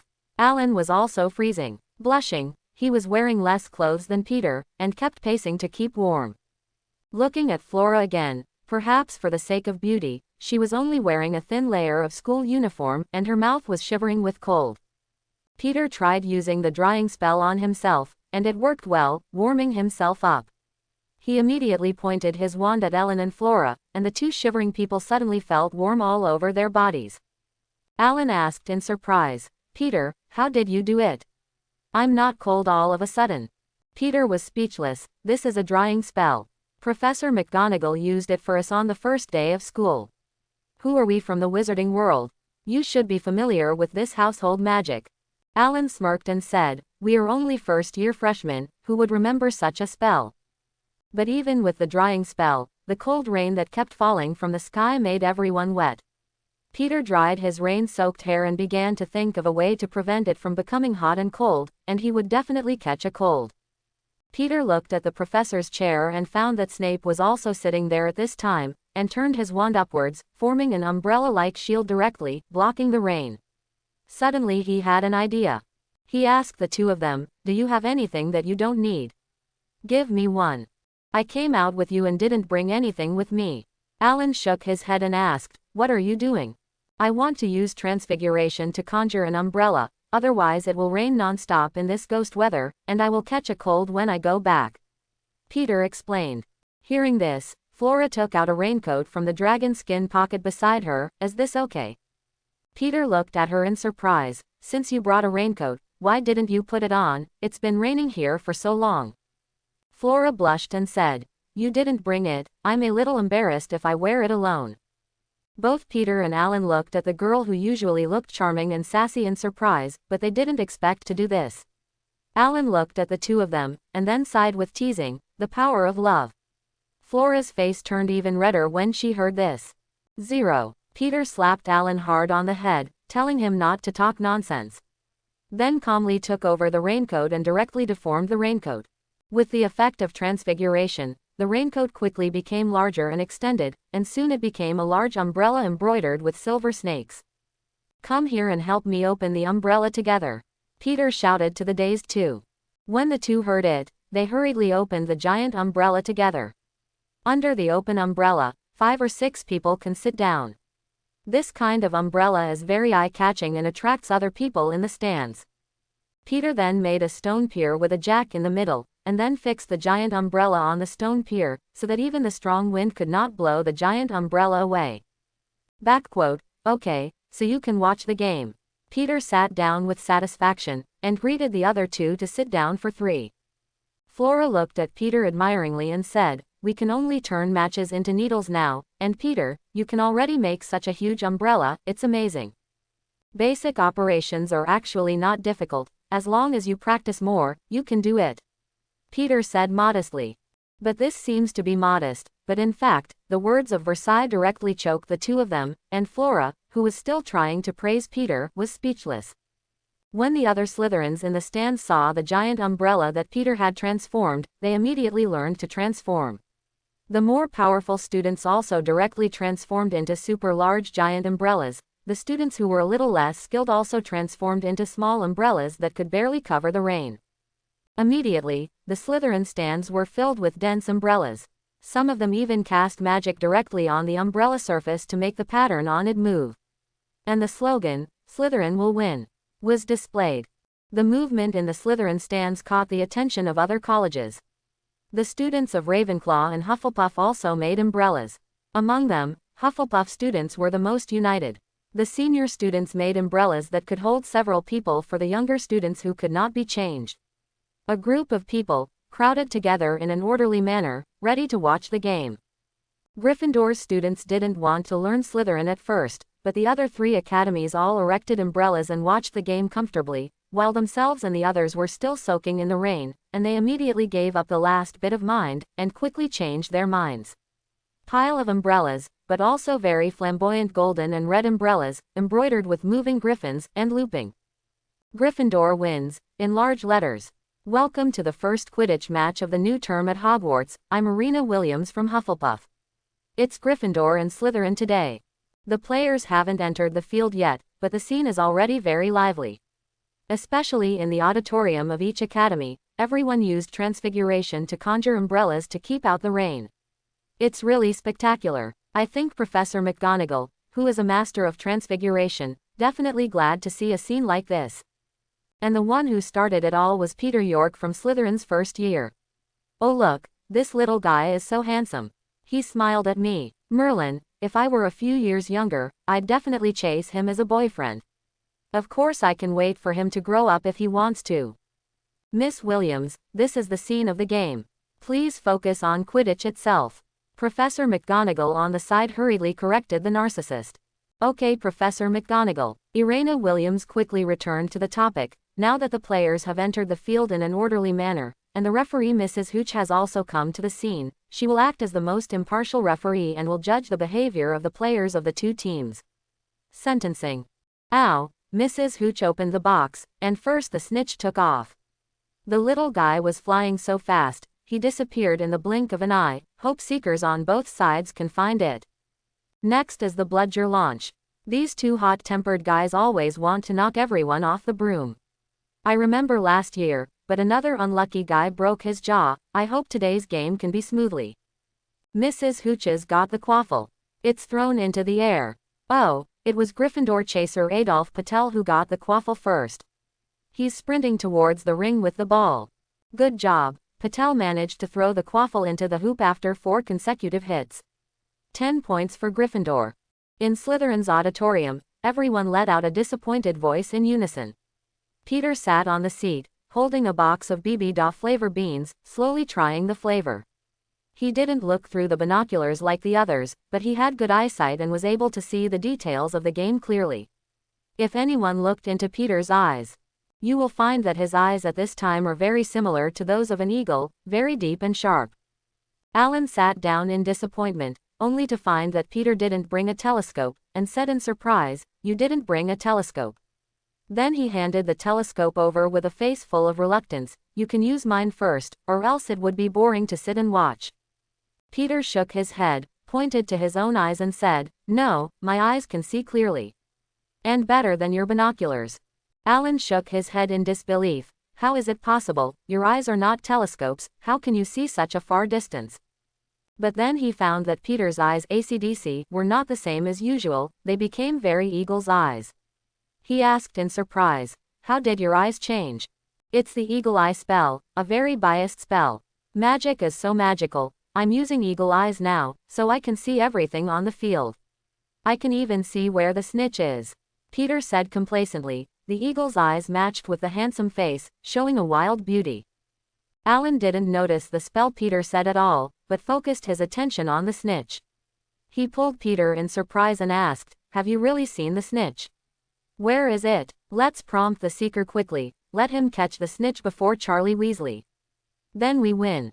Peter shook his head. He looked at Alan and said, "We Slytherin can use all kinds of tricks to win in order to win, even if it is a fight with each other.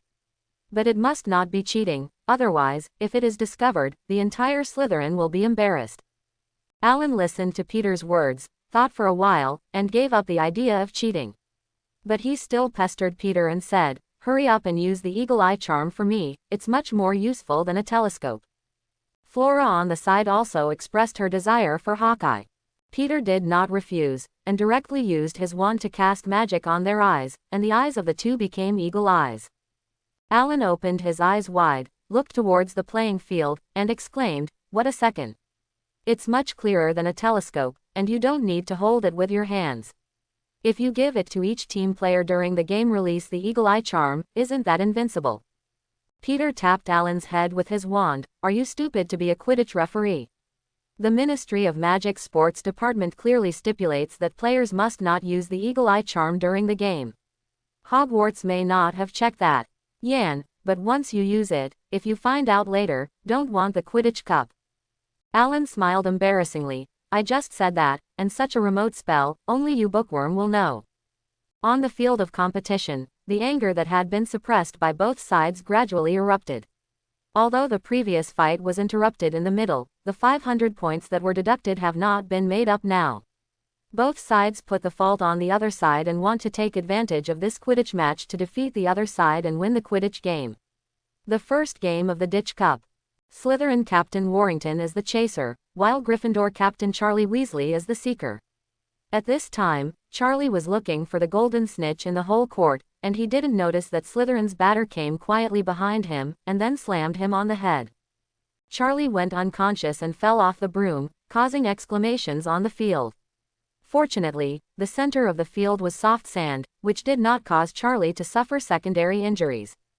Ow! The captain and seeker of the Gryffindor team was hit on the back of the head with a bat by the Slytherin batter. Hope nothing happens to him, said the guide with a worried look on his face. Shame, shameful behavior, Professor McGonagall yelled angrily. Madam Hooch blew the timeout whistle directly, and then very dissatisfiedly asked the Slytherin batter why she did this. Slytherin's batsman said innocently, his head is so round, I treat it like a bludger and hit it with a bat, can't blame me. Madam Hooch, irritated by the blind reason, dunked him 10 points before awarding the serve to Gryffindor. As for poor Charlie Weasley, he was transported to the infirmary on a stretcher by Gryffindor's students for treatment.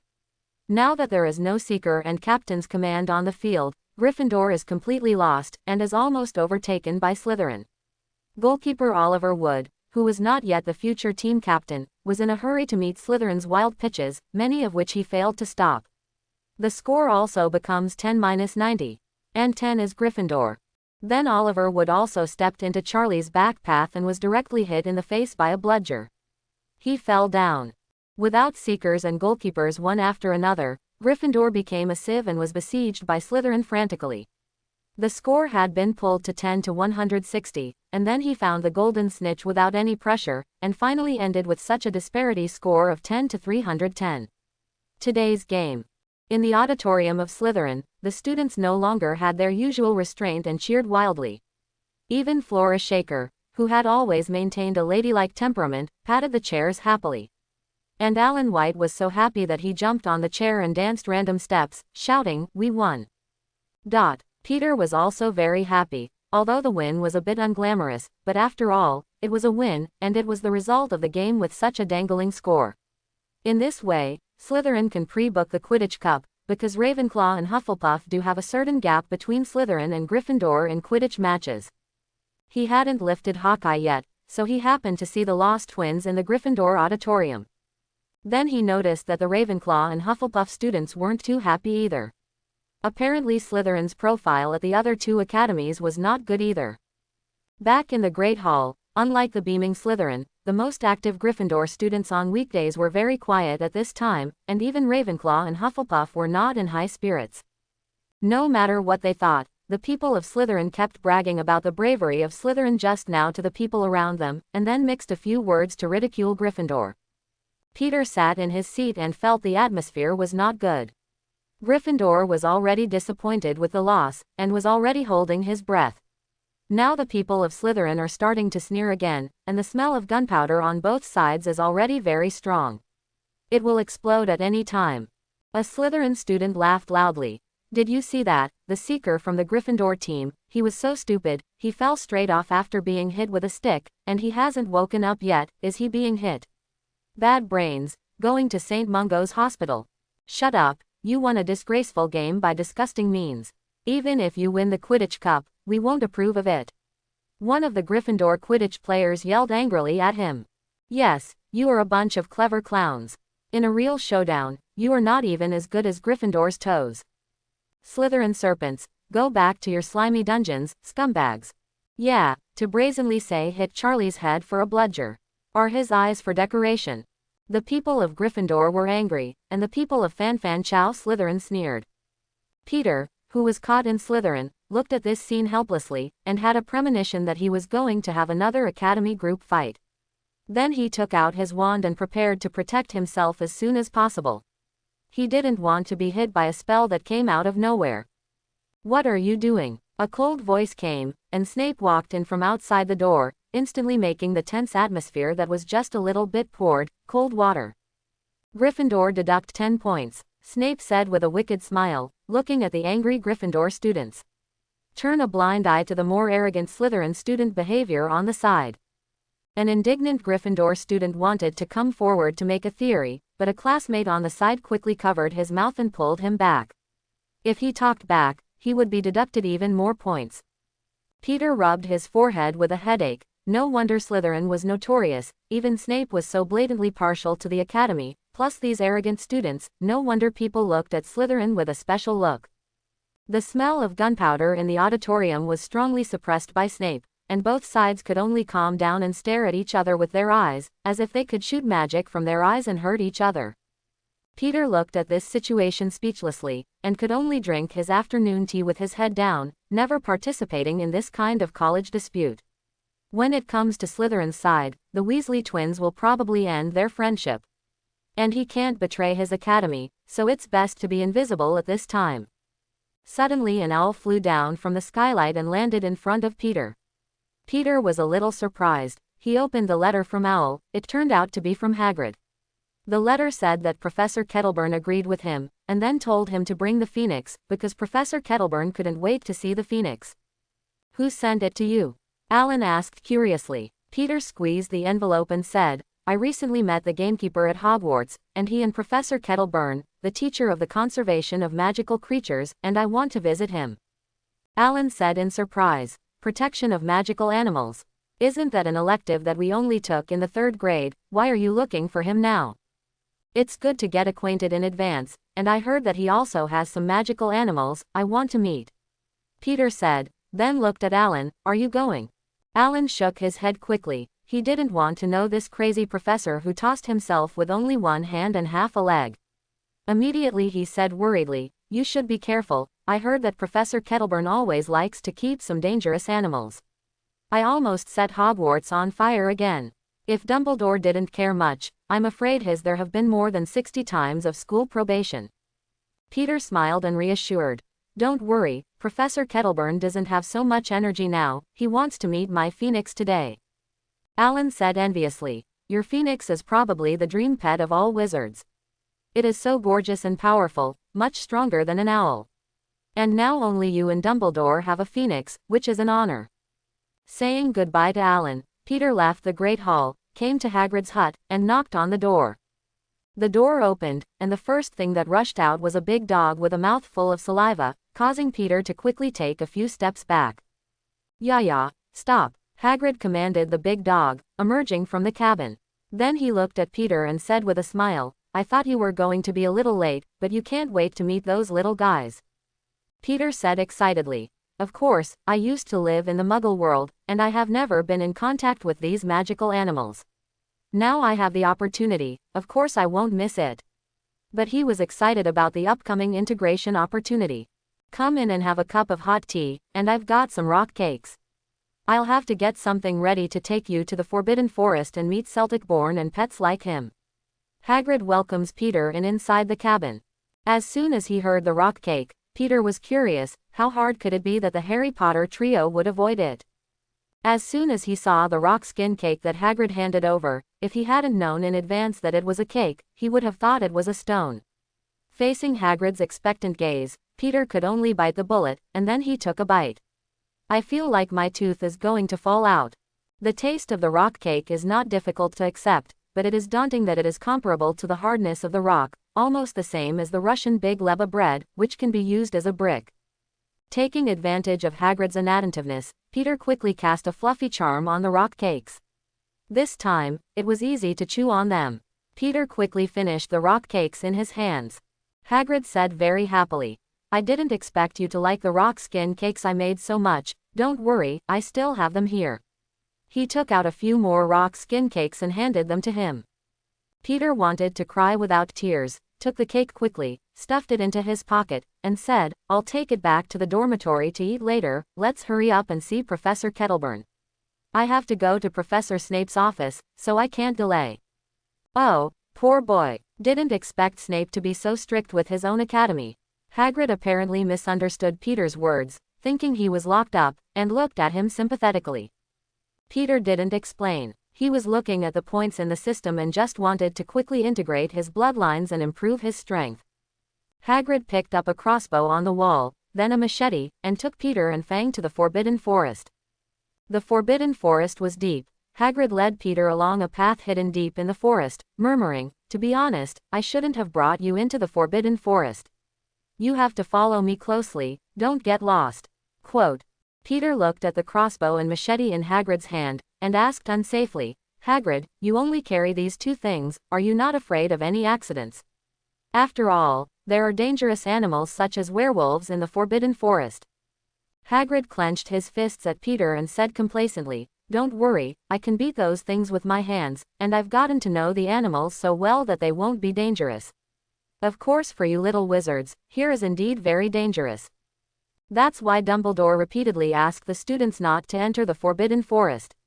This time, Kettleburn was eager to see your phoenix, so he asked me to take you there, so you can't go in by yourself in the future. You know what?" Hagrid seemed to have thought of something, 020, and said with a painful expression, "Recently, there are 2 Gryffindor students who have been trying to run into the Forbidden Forest. I caught them several times, but these 2 little guys always it's a quibble that they're just lost, as you said before. It's giving me a headache." When Peter heard this, he couldn't help but wonder, do they look the same, and they all have red hair?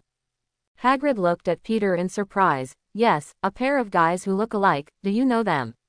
They always cover for the other, and they almost managed to enter the Forbidden Forest. Fortunately, Yaya reminded me, otherwise these 2 naughty boys will deceive me by correcting them." Peter laughs. The 2 of them are Weasley twin brothers, George and Fred. Both of their older brothers are in Gryffindor, with Bill Weasley graduating last year. Now Charlie Weasley, he's the captain of the Gryffindor Quidditch team. When Hagrid heard this, his eyes lit up, and he said happily, "It turns out to be the Weasley children. I know their parents, these 2 little guys are so cunning, they lied to me that they were from the Muggle world, and said their last name is Weatherby. If they don't do what they want next time, I'll send a letter to their parents." Peter laughed when he heard it. "Hagrid, you have to pay attention, the 2 of them are notorious troublemakers, and now they have made friends with Peeves. They may try their best to enter the Forbidden Forest." Hagrid said with a headache. "Merlin, they actually befriended Peeves. This is something I've never heard of. I have to be careful, I can't let them succeed, or one day they'll be ripped off. Their lives are left in the Forbidden Forest." How to explain to Arthur at that time? The 2 walked along the path, and not long after they came to a hut similar to Hagrid's wooden house. Hagrid knocked on the wooden door with a huge fist, and then shouted loudly, "Sylvanus, here we are. Open the door." Slow footsteps could soon be heard in the hut, and then an old but burly old man opened the door. His eyes first saw Hagrid's huge figure, and then he noticed the little boy who was almost covered, with a look of surprise and anticipation on his face. Kettleborn crossed Hagrid, came to Peter with a smile, and asked, "You are Peter York, I'm Sylvanus Kettleburn. If you chose the Protection of Magical Creatures class in the 3rd grade, I should be your professor." Peter looked at the old man with only his left hand intact, and the rest were prosthetic limbs made of wood, but he still stood tall and straight, which meant that he was physically disabled. He politely shouted, "Hello Professor, I'm Peter York, you can call me Peter. I like fantastic beasts very much, so I will definitely choose your course in the future." Kettleborn nodded happily. As long as he likes magical animals, he is a good student in his eyes. He looked around Peter and asked impatiently, "Peter, where is your phoenix? I've been looking forward to it for a long time." Hagrid, accustomed to Kettleborn forgetting his existence, turned to Peter and said, "That's what this old guy is, he's only got fantastic beasts in his eyes, and he's screwing himself up all over the place. You should summon Field quickly, or he will die in a hurry." Peter smiled and nodded. Such a pure person Peter liked, and if he met an old fox like Dumbledore, he would have a headache. He quickly summoned Field over. With an explosion of flames, Field appeared directly above Peter, and then quickly stopped on Peter's shoulder. Seeing the phoenix, Kettleborn's eyes lit up immediately, dragging a difficult pace, observing the phoenix carefully, and admiring, "It's so beautiful, I never thought I could see another phoenix at Hogwarts. It's amazing." Already, Is this a boy? How old is he? Catelborn asked excitedly, looking at the phoenix as a human being, and addressing the person directly. His name is Field, and he's really a boy, and he's only about 3 years old. Peter replied. Hagrid looked at Catelborn's dumbfounded pestle at the gate, and quickly reminded, Let's go first, Sylvanus, you promised to show this child your bird and snake, don't forget. Catelborn came back to his senses, looked reluctantly at the phoenix on Peter's shoulder, and then extended his hand to welcome Peter. Please come in first, besides Dumbledore and Hagrid, this is the first time I have a student here, just treat it as your own home, don't be too nervous. Wow, as soon as Peter came in, he found that this wooden house was different from Hagrid's. It was very spacious, the size of 2 football fields. There were also many trees planted, and the space was divided into several areas. Peter exclaimed, Professor Catelborn, you have cast a traceless stretch spell here. It's amazing. It's like coming to another dimension.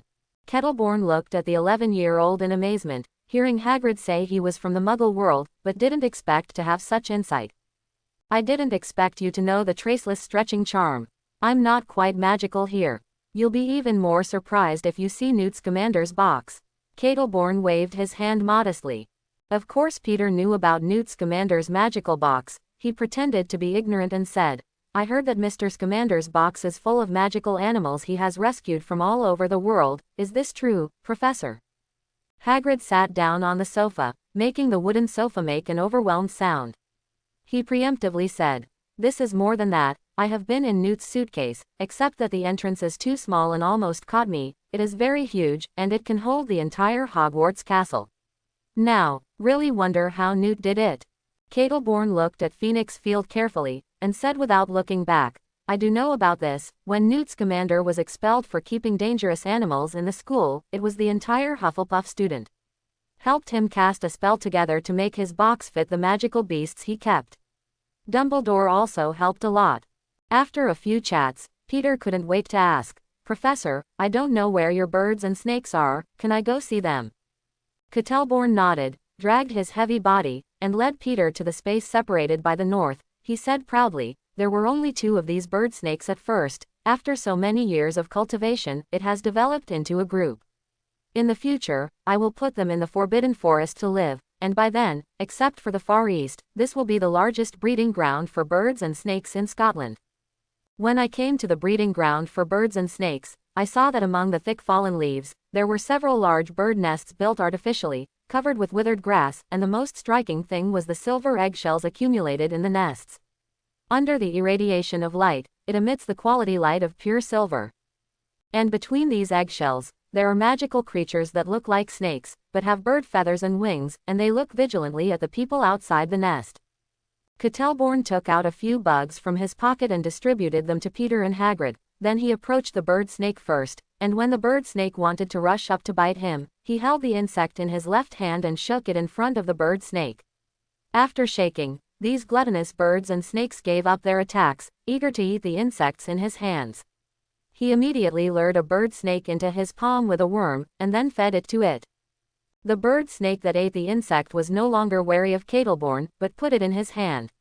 Catelborn turned to hold the bird snake, smiled and said to Peter, Come on, learn what I did just now. Find one that is willing to be close to you. Be careful not to touch its head, or he will attack you. Me, can I? Peter asked suspiciously, looking at these 2 bird snakes and feeling a little nervous. However, for the opportunity of blood fusion, he suppressed the last bit of hesitation, holding the insect and shaking it at a bird snake in the bird's nest. The bird snake was originally vigilant, but when he saw the insect in front of him, he immediately put down his guard. As Peter moved the insect back a little, the bird snake climbed onto his hand as he wished, supported his hand, and ate it. Drop insects. Well done, Catelborn praised, holding the bird snake in his left hand. Then he looked at the bird snake in his hand fascinated ly, and said with a sigh, This kind of magical animal originally lived in the Far East, but because their eggshells are very pure sterling silver, many wizards profit from it and let them almost on the verge of extinction. If Newt hadn't rescued a few bird snakes during his expedition in the Far East and brought them back to breed, I'm afraid we wouldn't see it now. The bird snake is a very magical animal. They can be big or small. When they are small, they can hide in a teapot, or even in a small hole that is visible to the naked eye. Even if they see it, they will only be regarded as a small bug. When big, it can even fill Hogwarts. Peter held the bird and snake in his hand, but his mind fell into the system. Ding! The blood of the bird and snake is detected, and after fusion, you can get the ability to size Rui and snake language. Do you need fusion? The system prompt sounded. Peter was very happy when he heard it, and he asked excitedly, "System, what do I need to do? Is it to draw the blood of birds and snakes?" No, as long as the host touches the fusion object, the system can extract the corresponding gene bloodline. The system replied. Hearing this, Peter said happily, "System, quickly integrate the blood of the bird and snake." The fusion begins. The system is extracting the bird-snake gene. The extraction is successful. The official fusion gene. Peter felt a warm current in his body at this time, spreading rapidly throughout his body, and his senses returned to normal after a while. But Peter has an additional ability at this time. He can clearly feel that he can control the size of his body. Ding! The fusion is successful. Since the host has two forms, the bird-snake gene and the phoenix gene are fused, and the host's phoenix form will also have the ability to be as big or small. The system prompted. Thinking of his phoenix form that will cover the sky and the sun in the future, Peter asked in surprise, "Will that mean that if I integrate the genes of thunderbirds in the future, my phoenix form will also be able to master the power of lightning and storms? Even the power of other magical animals?" Ability. Yes, host. This is an unexpected result of the system. The more genes that the host fuses in the future, your phoenix form may be able to grow into the most powerful magical creature. Even reach the end of magic. Looks like this kid really likes fantastic beasts, he's smiling so happily. Catelborn said happily to Hagrid. Take Peter's happy expression at this time as his love for the bird and snake. Immediately, I felt that this child could be trained in the direction of research on magical animals. After redeeming this integration opportunity, the system points are reset to 0 again. But Peter didn't pay attention to this at this time, he just wanted to find a place where no one else wanted to try his new ability. Hungry, so hungry, I still want to eat. A childish voice suddenly sounded in Peter's ear, instantly bringing his mind back to the cage. He looked along the sound, only to find that the bird snake in his hand was talking. He asked in surprise, "Are you talking about being hungry?" As soon as the bird snake heard Peter's words, he suddenly raised his head, with a puzzled look in his small eyes, and asked, "You can speak our words?" Only then did Peter realize that what he said was not human words, but hissing sounds. At the same time, the two wizards on the other side also stopped and looked at Peter in surprise. Catelborn asked curiously and suspiciously, "Peter, you can speak snake?" Peter pretended to be puzzled and asked, "Snake language? What is that?" But he was already a muggle in his heart, but he didn't expect that this fusion would even include snake language. He is in Slytherin now, and the talent of the Slytherin family is snake language. Especially Voldemort is the last descendant of Slytherin. I am afraid that many people will associate him with Slytherin and Voldemort after knowing that Peter can speak snake language. "You can communicate with snakes," Hagrid said in disbelief, his voice a little loud because of the excitement, making Peter's ears roar a little. Peter directly copied the future Harry Potter's reaction, pretending to be puzzled. "I know, but I bet a lot of people can do it too." Catelborn shook his head, looked at Peter with a complicated look, and said, "Peter, snake language is not a standard ability for wizards but a natural ability. It is a talent inherited from the Slytherin family. You are a student of Slytherin. It should be known that the symbol of Slytherin is the snake, O2O, because Salazar Slytherin can speak snake language. You should now understand how special this is." Of course Peter knew these things, but he was only a freshman who had not been in the magic world for a long time, and it was impossible to know so many things. So he said with an expression of incomprehension, "It's impossible, I'm from the Muggle world and have nothing to do with Slytherin."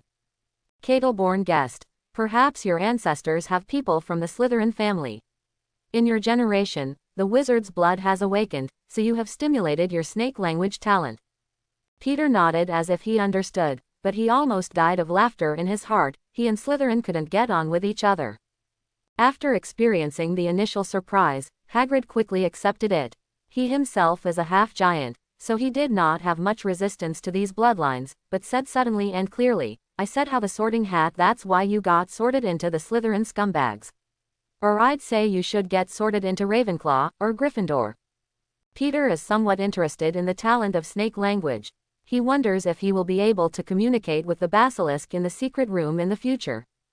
But Peter doesn't want too many people to know that he can speak snake at this time, so he pleads, Hagrid, Professor Kettleburn, can you keep it a secret for me? I don't want everyone to know, this will lead me to trouble.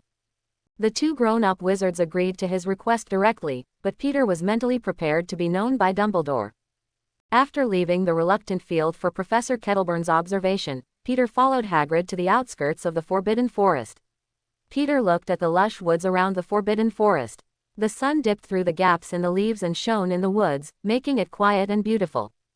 Peter was in a very good mood at this time, so he felt beautiful in everything he saw, and carefully observed the surrounding environment. It was found that they had never encountered a single danger, and the crossbow in Hagrid's hand had become a decoration. He couldn't help asking, Hagrid, I don't think the Forbidden Forest is as dangerous as the legend. On the contrary, the environment is very good. Hagrid said solemnly. It's daytime, so many animals are hiding. But when it's night, the Forbidden Forest is very dangerous. A lot of dark creatures will come out to feed. And our current location is not deep in the Forbidden Forest. In addition, the centaurs often patrol this area, so it is not very dangerous. But if you accidentally get lost, you are likely to stray into the depths of the Forbidden Forest, where even I have to be careful. So you must not be yourself in the future. Come here alone. Peter nodded. He is not a curious person. Since the school has repeatedly banned students from entering the Forbidden Forest, there is naturally a reason for it. Peter will not die. Suddenly there was a movement in the woods ahead, and Hagrid immediately pointed his crossbow in the distance and asked loudly, Who's in there? Come out. Peter also quickly clenched his wand and stared at the movement in the distance. It's me, Hagrid. A reddish-brown figure emerged from the jungle. He wore a leather armor on his upper body and held a bow and arrow. But the lower body is in the form of a horse. This is the centaur in the Forbidden Forest. Bane, it's you. Hagrid put away his crossbow, then asked with a frown, Why are you here? You shouldn't be in charge of patrolling today. Bane's hoofs kept piercing the ground. Looking a little anxious, he looked at Hagrid angrily and said, The eight-eyed spiders have expanded their range again. They have occupied part of the unicorn's territory, and now they come to test my territory of the tribe. Hagrid looked a little embarrassed, looked away, and explained, I've already told Alphake, but his kids don't listen to him very much. Bane said angrily, The spiders are now harming the Forbidden Forest. Several unicorns have been mutilated these days, and the unicorns have only run to us to avoid danger. If you have no way, if so, we will start a war with the eight-eyed spiders. They have threatened the existence of the centaur tribe, and we will kill every spider. Including the one you have. Hagrid was a little excited when he heard this, and hurriedly said, Alavak is very obedient, don't hurt him. Peter on the side rolled his eyes. If this dark creature that likes to eat human flesh is obedient, the sun will come out from the west. Suddenly, a white horse man appeared in the jungle, and he said anxiously to Bane, No, there is a foal in the tribe that has disappeared. According to the unicorn, it was taken by a giant eight-eyed spider. Back to the lair. The foal is the name given to the young centaur by the adult centaurs. Hearing this, Hagrid shook his head and said, No way, Alavak promised me not to let his children hurt the centaurs. Regardless of Hagrid's reaction, Bane came to Hagrid angrily and asked, Where is the lair of the eight-eyed giant spider? We must save people as soon as possible, or those disgusting spiders will digest the child from the inside out. Drop. Let him die in agony. Hagrid just shook his head in disbelief and said, Impossible. Peter looked at the anxious expressions of the centaurs, but he gave Hagrid a spell to wake him up. Hagrid, you have to take them to rescue the child. Even if you don't believe it, you have to go to the lair to find out. Hagrid was a little dejected at this point. He was stupid but not stupid, and he knew that Alavak must have been lying to himself. He looked at Peter hesitantly and said, But what do you do? Peter reassured, It's very close to the exit. I just need to walk along the path and I'll be able to leave the Forbidden Forest soon. And this is a place where centaurs often patrol, so there's no danger, you'd better take it with you. The centaurs go to the rescue. Hagrid also felt the same when he heard it, and only told him to leave the forbidden forest along the path, not to run around, and then quickly rushed to the depths of the forbidden forest with the 2 centaurs. Seeing that everyone was gone, Peter didn't leave the forbidden forest as he said, but directed a direction spell, pointing to where Hagrid was going. Then it turned directly into a phoenix similar to Field. Chase in the direction of Hagrid. This is Peter's first time flying in a wide forest.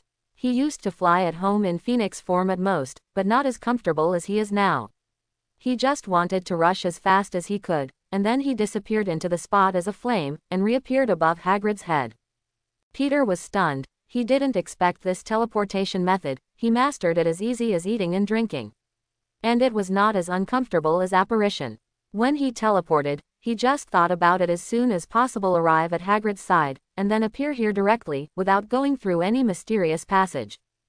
Hagrid noticed the phoenix above his head and thought that Field was coming, so he didn't care too much. Quickly rushed to the 8-eyed giant spider's lair.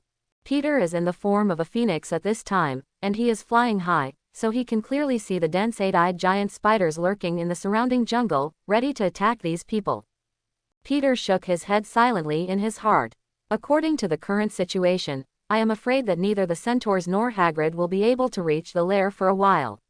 By then, I am afraid that the captured pony will have only one skin left. Just like any other spider, these 8-eyed giant spiders like to bring their prey back to the nest, and then use their mouthparts to inject venom into the prey, causing the prey to die painfully, and digest it into liquid from the inside of the body. In the end, it was eaten up by spiders and only a skin was left. Peter no longer pays attention here, but observes the movement of the 8-eyed giant spider, and finally found the 8-eyed giant spider's lair in a hidden place. He rushed in without saying a word. Backquote, Phoenix. There is a phoenix here. As an insect, the 8-eyed giant spider is naturally afraid of birds, especially a powerful bird like the phoenix. They all impatiently want to avoid the sight of the phoenix. The 8-eyed giant spider's lair is very wide, so it is enough for Peter to fly. After he directly looked around, he finally found the pony man wrapped in spider silk, and the pony man looked painful at this time, especially the mouth part wound on the neck is very obvious, obviously it has been injected with venom. Peter didn't care to teach these 8-eyed giant spiders first, he directly grabbed the pony with one paw, and then flew into the sky. Only the terrified spiders were left. Peter's body was only the size of a swan at this time, and although the centaur caught under his feet was still young, but he weighed a few hundred pounds, he easily grabbed it and flew directly to the centaur who was fighting the spiders. Bane is leading the members of the tribe to fight against the 8-eyed spiders, but the number of the 8-eyed spiders is increasing, no matter how to kill them. Many people were injured, and the child who was caught by the 8-eyed giant spider didn't know what happened. Hagrid was also attacked by the 8-eyed giant spiders at this time. He was like a big child, crying sadly, while punching the 8-eyed giant spider that flew towards him with his fists. Oh, these 8-eyed spiders are crazy, they're not as good as the Aravaks. Suddenly, in the sky above the battlefield, a phoenix grabbed something tightly wrapped in spider silk and landed with a loud and pleasant screeching sound. Oh my god, it's the foal. It's the phoenix who rescued the foal. The nearest centaur exclaimed in surprise. When all the centaurs heard it, their faces were filled with joy. Their goal this time was to rescue the pony, but they didn't expect Phoenix to have rescued the child 020. The centaurs, centered on the phoenix and the pony, formed a protective circle to block the siege of the 8-eyed spiders. It was only after the centaurs approached that he realized that there was already a hole in the neck of the centaurs. Moreover, the child's face was painful and his breath was weak. A hoarse man said sadly, "It's too late, the foal has been injected with venom by the 8-eyed giant spider, and it will die soon." The centaurs lived in the Forbidden Forest and dealt with 8-eyed giant spiders all the year round. Naturally, they knew that this situation could not be saved. They all showed sadness. Even Hagrid had a guilty look on his face at this time. He didn't expect that the 8-eyed giant spider he cultivated would actually cause harm to the residents of the Forbidden Forest. But Peter didn't have this kind of emotion. He flew directly to the pony, and in the surprised eyes of the other centaurs, he lowered his head to the wound, blinked, and then a few tears fell on the wound, and the wound immediately swelled with healing at a speed visible to the naked eye.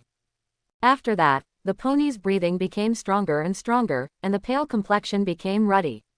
Then the pony opened his blue eyes and saw the phoenix standing on him for the first time, and shouted in surprise, "It's the phoenix." The voice was clear and powerful. "Yeah, phoenix's tears can cure all poisons. How could I forget?" Hagrid patted his head angrily. Peter nodded with satisfaction as he watched the pony recover. Then he went straight into the sky and flew to the eight-eyed giant spider's lair. He wanted to find trouble with these eight-eyed giant spiders and test his new abilities. Peter didn't find them as cute as Hagrid did for the man-eating eight-eyed spiders. These eight-eyed giant spiders have no natural enemies in the Forbidden Forest. They reproduce very quickly and like to eat people. The Forbidden Forest is right next to Hogwarts Castle. The ghosts will rush out one day and stretch their claws to the students, them. Moreover, in the original timeline, the eight-eyed giant spiders followed the giants to besiege Hogwarts in the final battle. Such unfamiliar things cannot be left to the end. The centaurs who stayed in place looked at the flying phoenix with gratitude and reverence in their eyes. Bane asked Hagrid, "Is this the phoenix from Dumbledore? Thank him for saving our foal. Thank him for me." Hagrid shook his head and said, "This is not Fawkes of Dumbledore, but another phoenix named Field, who is a companion of a little wizard. It is the little boy who was with me just now. He should be worried about the situation here, so Field was called to help." When Bane heard this, he suddenly remembered the very good-looking little wizard who was with Hagrid just now. "I didn't expect such a small child to have such a powerful phoenix," he said to Hagrid again. "Then please pass on our gratitude to him. If you have time, he is very welcome to visit our centaurs. We will serve him with the best food." Hagrid nodded happily. Phoenix saved the pony, and also saved the relationship between Hagrid and the centaurs. He is very grateful to Peter now, and feels that this little boy is not like Slytherin at all. A centaur looked at the eight-eyed spiders around and asked Bane, "Are we going to attack? There are more and more eight-eyed spiders here." Bane looked at the circle of eight-eyed giant spiders outside and shook his head. "We are now thinking about how to break through. These guys obviously want to surround us and then eat us." Hagrid said in a hopeful tone, "Maybe I can go and talk to Aravak and let him let us go. He listens to me the most." Bane looked at the simple-minded half-giant helplessly, broke his illusion, and said, "We have been fighting here for so long, the spider you raised should have known the situation here long ago. But he did not stop him, which shows what he meant.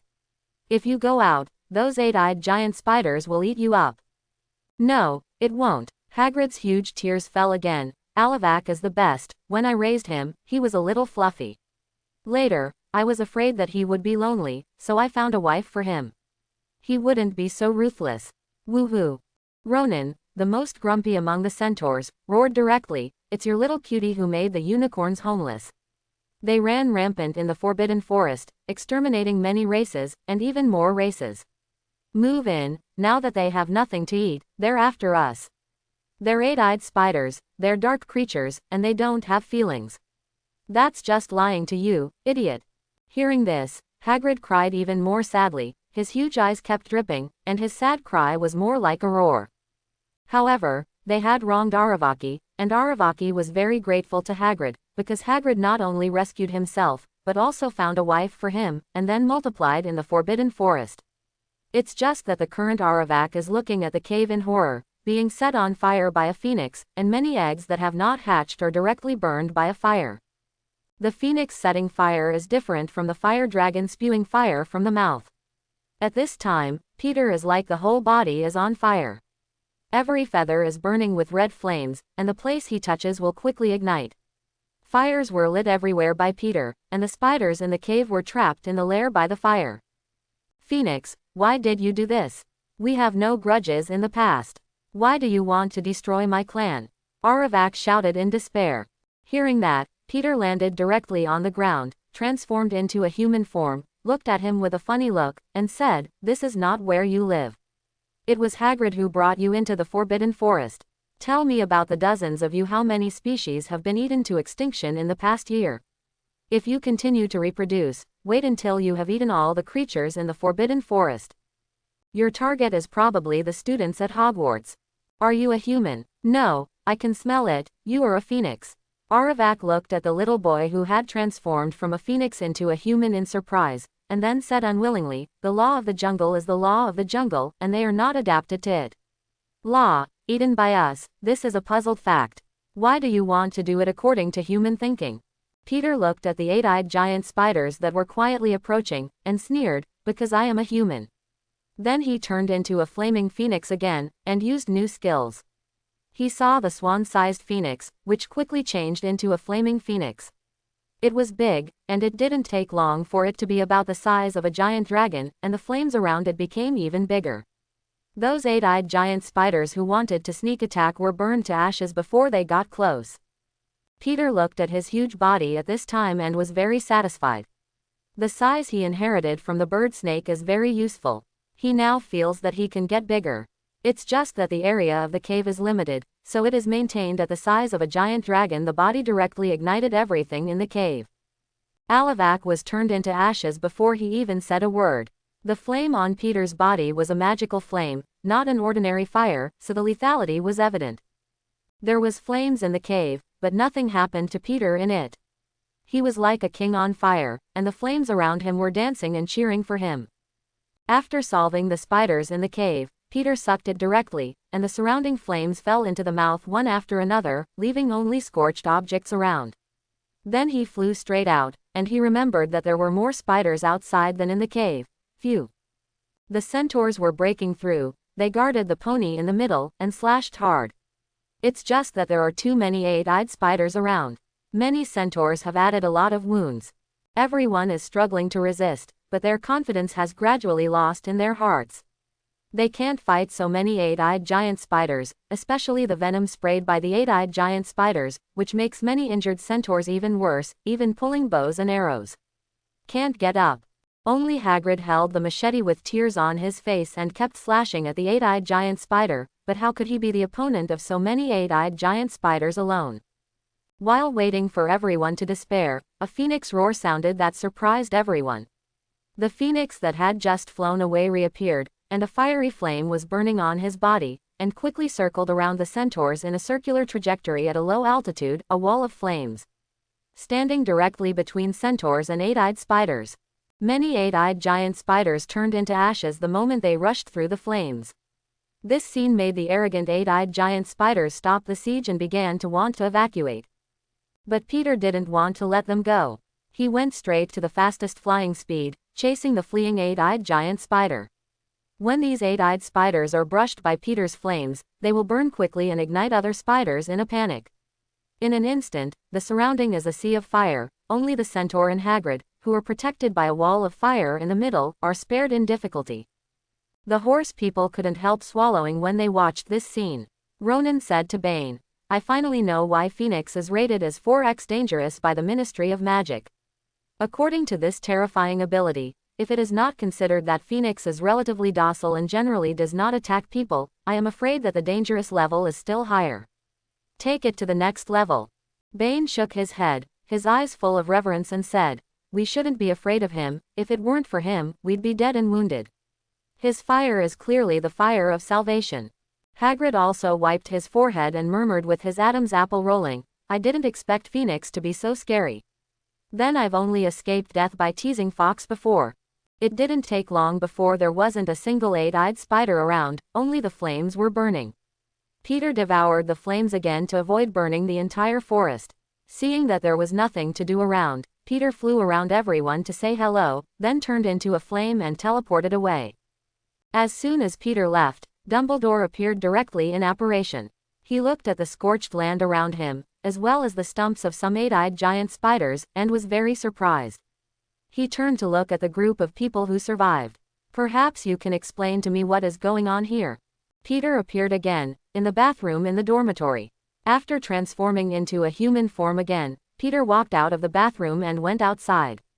"When did you come back, Peter? How did I notice you?" Alan said in surprise. "My stomach was a little anxious and I went straight to the toilet, so you probably didn't notice it," Peter said casually. Alan nodded and believed, and then asked, "You are going to see Derek's parents in the evening, are you mentally prepared?" "It's Derek's fault, and I'm not guilty. What preparations do I need?" Peter said indifferently. But you still have to be mentally prepared in advance. These pure blood families are very arrogant. Even if they are wrong, they will not recognize it. They may even say very ugly words. Alan said. Moreover, Derek's family is very complicated. His father is a Death Eater and has been imprisoned in Azkaban. But his mother is also very strong and is also a Death Eater. Only during the trial, he said that he was forced by his husband, joining the Death Eaters and then paying a lot of money to get away with it. But we all know it's just bullshit. Because everyone who knows Derek's family knows that the hostess is always the one in charge of their house. Quote, and these Death Eaters are very hostile to Muggle wizards. You have to be careful, you are facing a Death Eater today. Alan said worriedly, and then said with a sigh of relief, fortunately there is a Snape hospital. Grow aside, so she won't dare to mess around. Peter smiled and saw that his roommate was worried about himself, patted him on the shoulder, and said, don't worry, even if she dares to mess around, I can summon Field to help out, but I want to see if she can beat Phoenix. And I also have secret skills, not afraid of a Death Eater. After some refurbishment in the dormitory, Peter came to the library to read books as usual. He now has empty system points and needs to be replenished urgently, especially after experiencing the benefits of blood fusion. He can't wait to put all the magical beasts at once. Add your abilities to yourself. Especially with the Phoenix as a template, after merging the blood of the bird and snake, the combined effect of the two skills is 1 + 12, just like after he transformed into a Phoenix, and then used the ability of the size of the bird and snake, the lethality effect is a lever of. The easiest place to gain points is in the library, where thousands of years of book collections are accumulated. Every time you read a book, you can get corresponding points, and the deeper you read, the more knowledge you master, the more points you get. More, it can be repeatedly brushed. He wants to change the name of this system to the learning system. With the passage of time, the night gradually darkened, and Peter put away the book, and then brought the book to the librarian Mrs. Pans to register the book. After leaving the library, Peter looked at the time and felt that it was almost time before walking slowly to the potions office. He's going to meet a Death Eater tonight, and get compensation from the Death Eaters. Thanks for watching, please like and subscribe.